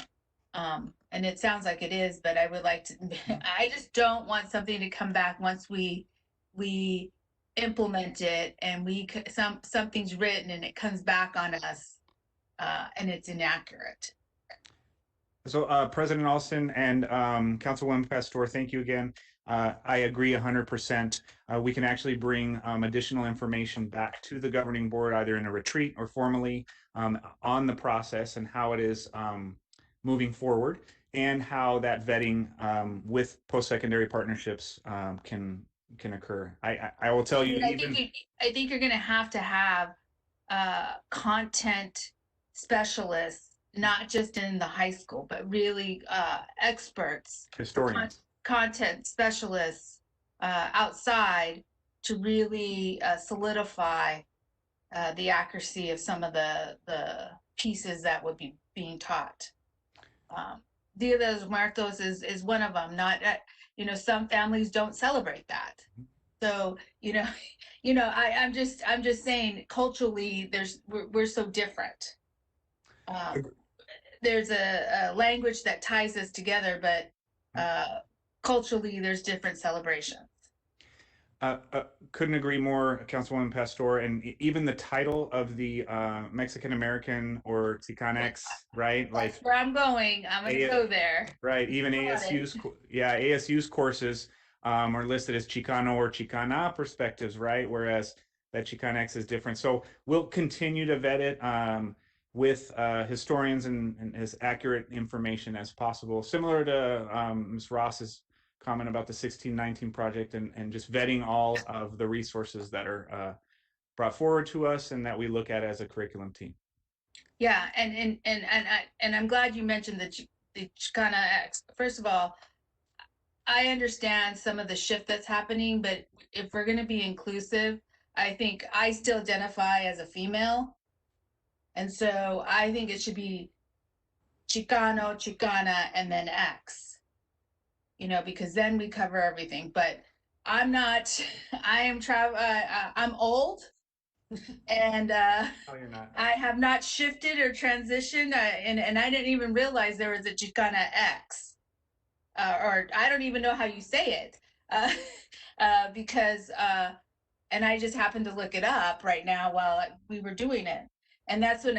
And the other question is, I know that piece is there, but I also don't see it in the other ethnicity. So we have to be consistent, I think. Thank you. Board Member Marquez? Yes, thank you, President Alston, Senator Alston, for the opportunity to ask a question. This is a question and a comment. You can take it as a comment. Feel free to respond. I would like to see a focus more on the core curriculum changes. So I am excited to hear about the Native American perspective and the English 7-8 course for the African American perspective, Mexican American perspective, to provide sort of opportunities for deeper dives on different diverse perspectives, from our country's history. But I'd be curious to hear what do changes look like in the English 7-8 course, the standard course, to make that course, more culturally responsive and culturally relevant. And I would say that goes across the board for all of the social studies and history courses that are considered core curriculum that every student gets. How do we make all of our courses more culturally responsive to represent the full and authentic history of our country? Is there anyone else who has a question or a comment? Okay, if there are no further questions or comments, please unmute your microphones as we vote. Is there a motion to approve the statements of intent for the 21-22 school year? Whoops. Leela. I'm on the wrong one. That's okay. Leela. Yeah. I think Aaron made a comment, but then asked a question. Oh, I'm sorry, Aaron. I thought. Am I correct, Aaron, or am I wrong? You're mute. Unmute. Unmute, Aaron.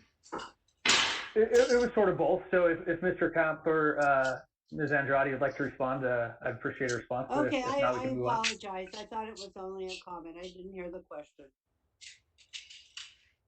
Marquez, I apologize. I thought it was a comment, but I am very excited to be able to share with you some of the curricular outcomes as they become developed over the summer, so that you can really kind of look and see and experience what it is that makes it a little bit different, or even provide you with some examples of how that perspective shifts the curriculum. It doesn't change the standards and what the students are trying to accomplish in the English language arts class. But you can kind of get a taste of what it would look like and what it would feel like for a student. President Alston, if you don't mind, I'm going to just add another comment to that for Board Member Marquez. We actually agree, I think, with the second part of your comment wholeheartedly that the solution to making curriculum relevant isn't to add a few ethnic studies courses. It's actually to look at all of your curriculum and make sure that all of your curriculum is relevant. And so we've committed as a district to doing both. That we do believe that ethnic studies types courses are important, and at the same time we need to examine all of our English curriculum. Are we reading diverse authors, diverse perspectives? Look at our history courses, even our traditional courses. They don't have to be ethnic studies. Regular courses need to be relevant as well. So rest assured, our team's very committed to both specific courses, but also making current curriculum more relevant. Dr. Gessen, President Alston, could I make a comment about that as well? Certainly. So my experience in the district previous to this position and being a principal on a comprehensive campus and evaluating many teachers I have seen that transition over the last 5, 6, 10 years, and we are doing much better on adding more diversity in our resources, our authors. But as our presentation mentioned earlier, it's more than just providing those. It's also that responsiveness and awareness from teachers. So again, like Ms. Andrade said, we are happy to share with you what our curriculum already looks like in terms of diversity, and then also keep you updated and apprised of those revisions into this summer. Thank you. I would love that, please. Mr. Camp, that would be awesome if you would keep us apprised and give us what you have thus far. Thank you for offering that. Absolutely. Okay, anyone else? Is there a motion to approve the statements of intent for the 2021-2022 school year and add the hospitality management 3-4 course? So moved. Second. A motion has been made by Board Clerk Prescott and seconded by Board Member Ross. Is there any discussion? On the motion, those in favor, please indicate by saying aye. Aye. Aye. Those opposed, Aye. please indicate by saying nay. Are there any abstentions? The motion carries. You may mute your microphones now. The next item is item 8H, approval of new job description for teacher on assignment, student success coordinator. Dr. Geston. Good evening again, President and Senator Alston and board. I just want to provide a very brief overview of this new job description here in Phoenix Union. When we bring brand new job descriptions to the board, they're typically action items. I just want to share a couple of things. Phoenix Union, as you may recall, board and broader community, is in the process of restructuring our Title I program to better support our schools in a few really key areas. One, support our teachers. Two, better support students when it comes to discipline. But even more importantly, just student support and wraparound services for our students, as well as our Freshman Success Initiative. A couple of years ago, the board approved a job description for a freshman house coordinator. And so this is the next iteration and next phase in our Title I restructure, and specifically student success coordinator. I think in many ways is a long time coming in Phoenix Union, as we are really thinking about how do we better support our students, especially students that are displaying behaviors that often land them in the assistant principal's office or in a different office on campus when they're removed from class. What we have known for many years is that Phoenix Union has had an admin structure, one principal, 4 assistant principals for all of our large campuses. And it doesn't matter if we have 1,700 students at Betty Fairfax or 3,200 at Trevor Brown, you still get 5 administrators. And that's not ratioed or supported very well.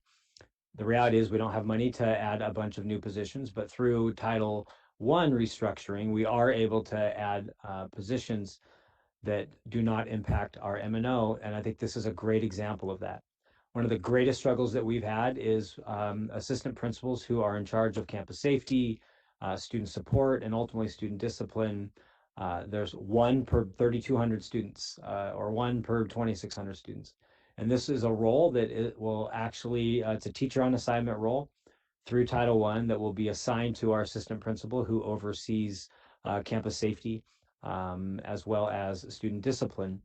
And the idea behind the student success coordinator is that they are a first line of support for our students.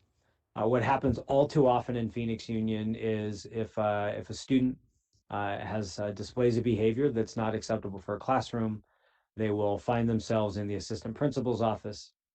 The assistant principal, and teachers know this all well too, the assistant principal might have 4 or 5 issues he or she's working on at the same time, and often has to put focus and energy on bigger issues versus smaller issues.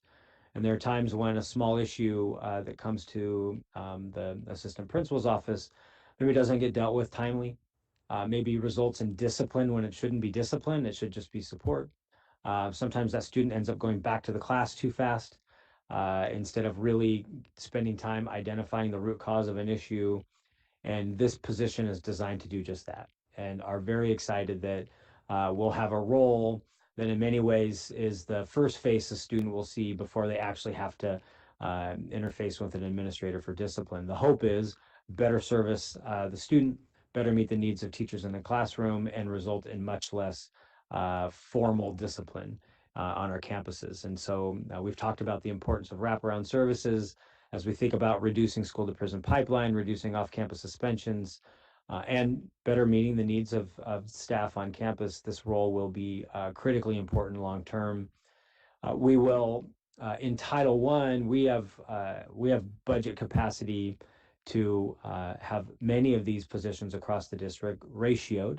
In other words, at larger campuses like a Trevor Brown, the assistant principal may ultimately have 2 or 3 student success coordinators assigned to him or her, whereas a smaller school like Betty Fairfax might have 1 long-term. This coming year, we will hire 1 per comprehensive campus. So we would hire 11 next year, but moving into the future, we will ratio the number of student success coordinators. And again, our ultimate goal will be to dramatically reduce discipline, but at the same time, really provide better support for teachers and students when it comes to campus infractions. So with that, turn it back to you, Senator President Alston. Of course, if you have any questions, but otherwise we recommend approval. There's just one slight change, board, to the job description itself. When it was submitted, it had the word secondary in the qualification number 2, and that's been removed. So as you approve it tonight, there's just one slight revision, removing the word secondary from qualification 2. Okay. Members, are there any questions of Dr. Geston on this issue? If not, please turn on your microphones. And is there a motion to approve the new job description, teacher on assignment, student success coordinator, with the one change to the qualification number 2, removal of the word secondary? Motion. Second, Stephanie. Okay, I think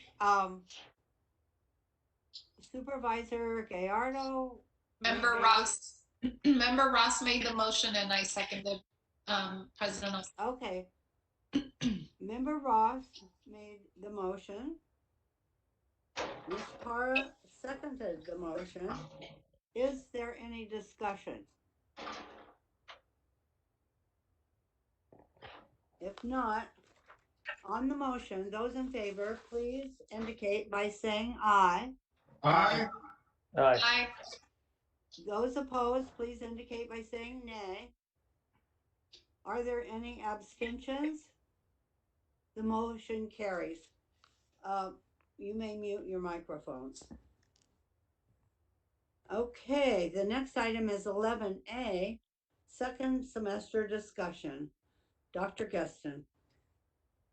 President Alston and members of the board and community, it's our last major agenda item for the night. I recognize we're at a couple of hours, but what we have done throughout this year is we made a commitment that at every board meeting, we will create time and space for the district to give an update on spread of COVID and our planning for in-person learning, and today about vaccines, and also an opportunity for the board to share any thoughts, comments, or recommendations. And so tonight I have a few slides to share, and then happy to hear any comments from the board. First of all, we are all very aware that spread of COVID is rapidly on the rise. We had a day recently with 17,000 new cases, had 10,000 new cases today. The result of that is the zip codes served by Phoenix Union are all in the red, deep and substantial. Spread, although over the last couple of weeks has steadied, it's still at really dangerous levels in both cases per 100,000, percent positivity. And as you are also very well aware, hospital capacity.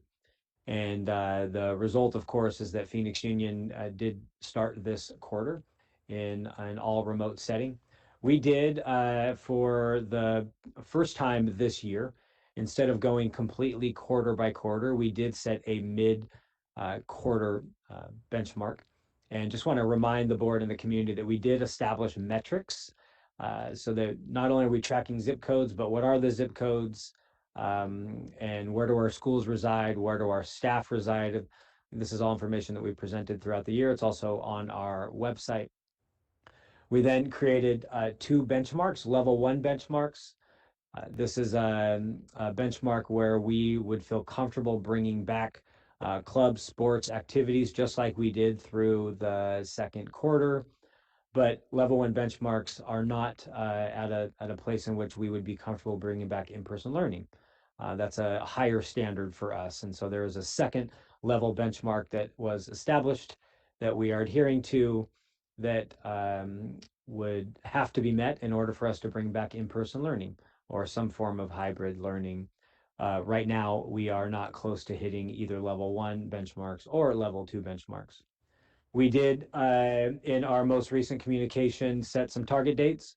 As you are maybe aware, we said that on January 18th, which is very fast approaching, we would, if we hit benchmarks, that's on the left, if we hit benchmarks, very candidly, does not look like we'll hit those benchmarks in the next 2 weeks. But if we do, we would then begin the process to survey parents for what selection would look like in terms of selecting in-person or staying in a remote setting.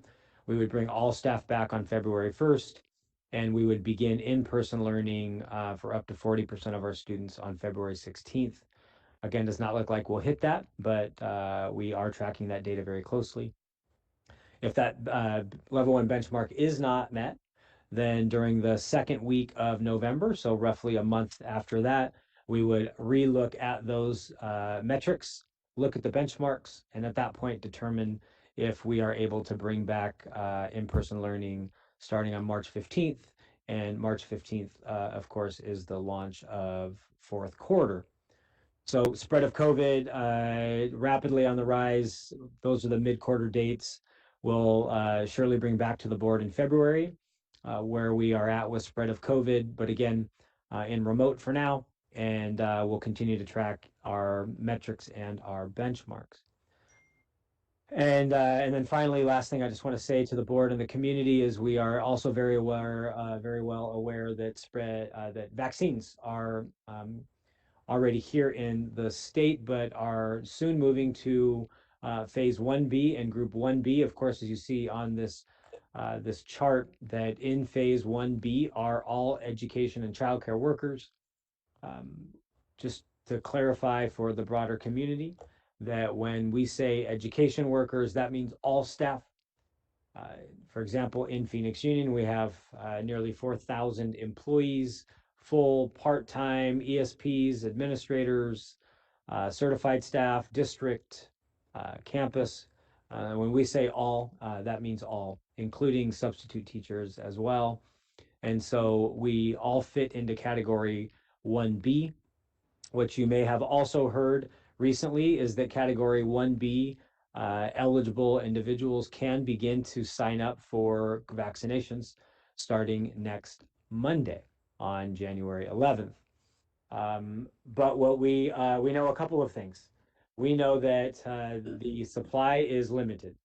And even though our state and our county is opening up vaccinations on July 11th, that not everybody who is eligible will be able to register and get a vaccine. That every couple of weeks more supply comes in. You may also be aware that I have sat on the county's advisory committee for COVID and was recently asked to take the lead on coordination of vaccines here in the city of Phoenix. And so Phoenix Union and in partnership with Arizona School Administrators, which is the statewide association for administrators, in partnership with the county, and thank you, Supervisor Gallardo, for your leadership at the county. We are I've created a system for distribution of vaccines in Maricopa County. Again, Phoenix Union is in charge of our entire footprint in the city of Phoenix, and ASA's taking coordination roles for the rest of the county. And specifically, what does that mean? What does that look like? The county launched its first webinar today specific to vaccines. This is a webinar really trying to educate the community about the vaccine itself, safety, the side effects, the research done, and how to get access to it. There'll be a similar webinar next Thursday as well. Phoenix Union will ourselves use our properties to distribute vaccines to educators in our footprint. It's important to note that that is all educators in our footprint, Phoenix Union, our 13 partner districts, as well as all other educators, private schools, preschool workers, charter schools, any educator inside of the 200 or so square miles of Phoenix Union will work directly with Phoenix Union and our distributors to get the vaccine. Right now, the tentative and target date is the last Friday and Saturday of the month of January. And of course, and I'll provide a little more detail about that here in a second. And of course, we should all know by now that the COVID vaccines, whether that's Moderna or Pfizer, are actually two-phase vaccines, and they are spread out about a month in between. And so we would have distribution number one late January, which would of course mean that second round distribution would be late February or early March. More specifically, what does that look like here in Phoenix Union across the county? That we would select many of our campuses, not all of our campuses, but regionally our campuses. We would then turn our parking lots and very likely our gymnasiums into vaccine distribution sites. As you've seen at the county and all across the city, the county, and the state, and the country, most vaccine sites are drive-through. Some are walk-ups. We will offer both. These locations are known as pods, which are points of distribution, is the acronym. And so we would open up pods all across Phoenix Union. These pods can handle between 1,000 and 3,000 people per day in a very organized fashion. People sign up for a specific time in a specific location. And just like that's happening at the Coliseum, people would sign up ahead of time, and from early in the morning to late at night, employees all across the valley would be able to go to our to school sites and get vaccinated. We would do it on a Friday and a Saturday. That very likely means that, and we've all committed as superintendents in the Phoenix Union footprint, that if we have to turn a couple of Fridays into asynchronous days, which means that we could assign students more independent work for a day instead of direct instruction, so to speak, that we would do so that we could get as many educators vaccinated on a Friday or a Saturday as possible. Based on the math, well, we could get every single educator in the Phoenix Union footprint. That's about 12,000 people. We could get them all vaccinated on Friday and Saturday in January, revaccinated in late March, so that by spring break, every individual that can get vaccinated could be vaccinated in preparation for third quarter. It's an exciting timeline. I want to thank our team. Our Chief of Staff, Isela Rivas, as well as many others in our system are the point person. So I want to thank her and our team for not only leading Phoenix Union, but actually taking responsibility for the entire city of Phoenix and distributing these vaccines. It's a heavy lift, but we think that Phoenix Union, like always, should take a lead role in really important community-wide issues, and are proud to take the lead in vaccine distribution. We did send out an email, last comment for the board, and I'm happy to take questions. We did send out an email to our broader community, letting them know that if they did want to try to get in the first round, of course, they're more than welcome to sign up through the general distribution. But again, that's limited. and that we will begin full-scale distribution later this month. Specific questions like, is this required? And what does this mean for return to school, et cetera? Phoenix Union will soon release all of those questions through some form of an FAQ within the next couple of weeks. We're compiling that right now, working with the county before we go public with any of those types of answers.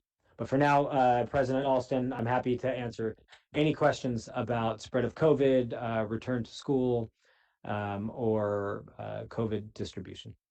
Are there any questions of Dr. Gaston on this matter? Go ahead. Okay, no, I was just gonna make a quick comment, Madam President. I just want to thank Dr. Gaston and the entire team there at Phoenix Union. Put on my Maricopa County hat, and the county professionals in our public health department really recognize the leadership of Phoenix Union. And it ain't coming from me as a board or anybody. It's coming from our leadership team there, day in and day out at the district. They recognize and I think the partnership that Phoenix Union has with the county and in distributing these vaccines. I've taken a tour of a couple of these pods, and they have it down as with the science, the help with Banner Health and even the National Guard in some respects have just done a great job, particularly there at the Coliseum, just done a great job in bringing in the patients and getting them vaccinated. So this is not an easy task. And I can tell you from a county side, we definitely need the partnership like Phoenix Union. We need the partnerships like the city of Phoenix and other municipalities and the fire departments and police departments to be able to kind of work together with other health professionals, let it be Dignity Health or Banner. Banner's been excellent, just to make sure that we're able to vaccinate as many people as possible.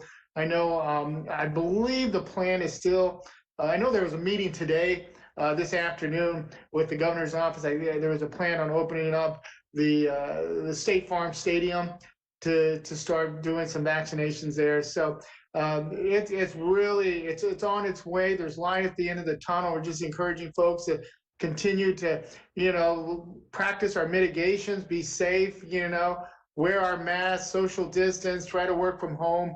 The same message that we've been kind of all been preaching over and over. We continue to do that. There's light at the end of the tunnel, but we're coming to an end. And I think patience and as we start rolling into the next phases, I think the partnerships like Phoenix Union is just critical. We can't do this without and from a county side, we can't do this without the partnership of Phoenix Union and other governmental entities to make sure our community is safe and we get this vaccination out as fast as possible. So I just want to throw that out there. Thank you, Dr. Gaston, for your support and your work on this. Anyone else? Very welcome. Board Member Parra? Oh, go ahead. Go ahead, Clerk Prescott. Thank you. And just gonna say, Dr. Gaston, I know that you specifically said that we'll discuss return later and what vaccines might mean. That is a big question. I think,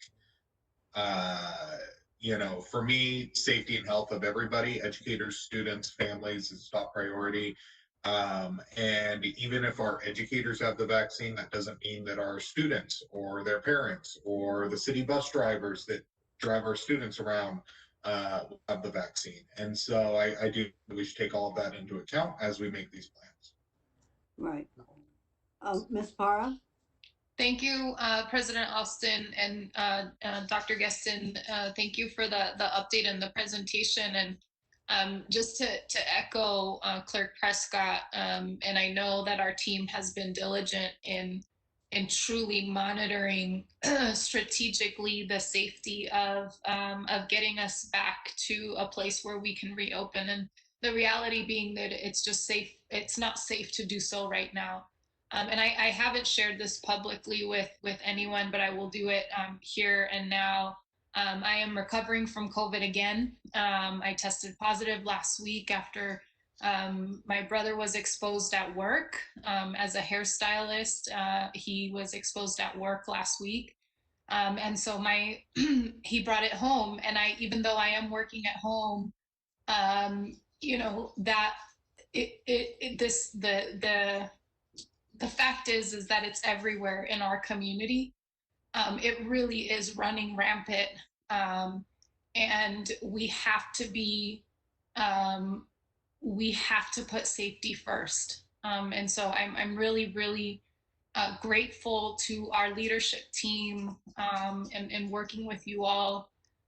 Collectively as a board, we've prioritized that, and not being willing to compromise that value for our students and our employees. I'm very glad that there is light at the end of the tunnel, that we're seeing this. But as Clerk Prescott said, our educators are level, the first layer that will get protection. But our students and their parents and their families also have to be valued in the same way. And so we have to make sure that we don't rush to reopen because educators are vaccinated. If it is not safe, we still have to be mindful of our entire community as a whole. And then the last thing I will say, Dr. Geston, on vaccine distribution, I know when we get there, I would love, I'm so proud of Phoenix Union because we've really leaned in and stepped up in this moment. We opened up our sites for testing, to provide testing services to our community. And now with this vaccine rollout, we are stepping up again. I would love for us, when it is time for the community to have access to the vaccine, that Phoenix Union opens its doors once again, because our community trusts us. And we can educate them about the safety of the vaccine, and making sure that they access it through our facilities. So that's all I say. But thank you so much for your leadership and your work on this, Dr. Geston, and to our team.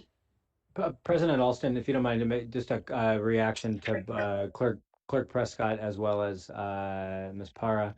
So a couple of things. One, my comment about, we'll talk about metrics and return later. I just want to make a couple things clear again, just to reiterate for the broader community that we did set those, we identified metrics in the benchmarks and said that those would derive our decision-making for return. Vaccine will certainly be helpful, but it doesn't solve the problem, as you heard tonight. And so we will continue to track spread of COVID and use metrics and benchmarks to determine when it's safe to come back. So rest assured, our exec team understands that full vaccine distribution, based on what we know on our time working with the county, may not happen. When we get to group 2 and group 3, could be May, June, July. That's unknown at this point in time, but to have full access and full distribution, we know is quite some time away. So metrics and benchmarks will continue to drive that. And then to Ms. Para's comment about community distribution, we've also made that very well aware that Phoenix Union wants to play a role not just in distribution for our educators, but for our entire community. And again, not just our students and our parents. We want to, just as we opened up our parking lots for COVID testing sites to the broader community, we'll do the same for vaccine distribution when the timing is ready. Anyone else want to make a comment? I did see that Arizona is the #1 hotspot in the world right now. And so I'll echo my colleagues' plea for all of us to stay cautious, stay masked up, do the hand washing, all the things we've been doing, because just because some of us are getting the vaccine, as Dr. Geston pointed out, that doesn't mean the issue's going away anytime soon. So thank you all so much for us being on the same page. Anyone else on this issue? Okay, the next item is item 11B, adoption of revised governing board policy ACAA Title IX, sexual harassment on second reading. Board members, at this time, please unmute your microphone as we will vote on this action item. Is there a motion to adopt the Second. Who was? Councilwoman Pastor. And Stanford. Okay, Clerk thank Prescott. you. Councilwoman Pastor has made a motion and seconded by Clerk Prescott. Is there any discussion on the motion? Those in favor, please indicate by saying aye. Aye. Aye. Thank you. Those opposed, please indicate by saying nay. Any abstentions? Board members, please mute your microphones. The next item is for information only. No action is required. Item 11C, receipt of revised governing board policy regulation ACAA-R, Title 9, sexual harassment. This item is informational only, and though no action is required, receipt of revised governing board policy regulation ACAA-R, Title 9, sexual harassment is acknowledged. Does anyone have any final comments? The next regular board meeting of the governing board is scheduled for Thursday, February 4th at 6 p.m. The meetings will be live streamed. Board members, item 13 is a motion to adjourn. Is there, having concluded our business, is there a motion to adjourn and a second? I motion. By, I think Ms. Ross okay, then I will second. From Yes. Para. made the motion and Councilwoman, Stephanie. oh no, Stephanie. okay, you two sound a lot alike. And Ms. Para is seconded on the motion. Those in favor, please indicate by saying aye. Aye. Aye. Yay. Aye. Those opposed, please indicate by saying nay. The motion carries. We are adjourned. Good job, everyone. Thank you.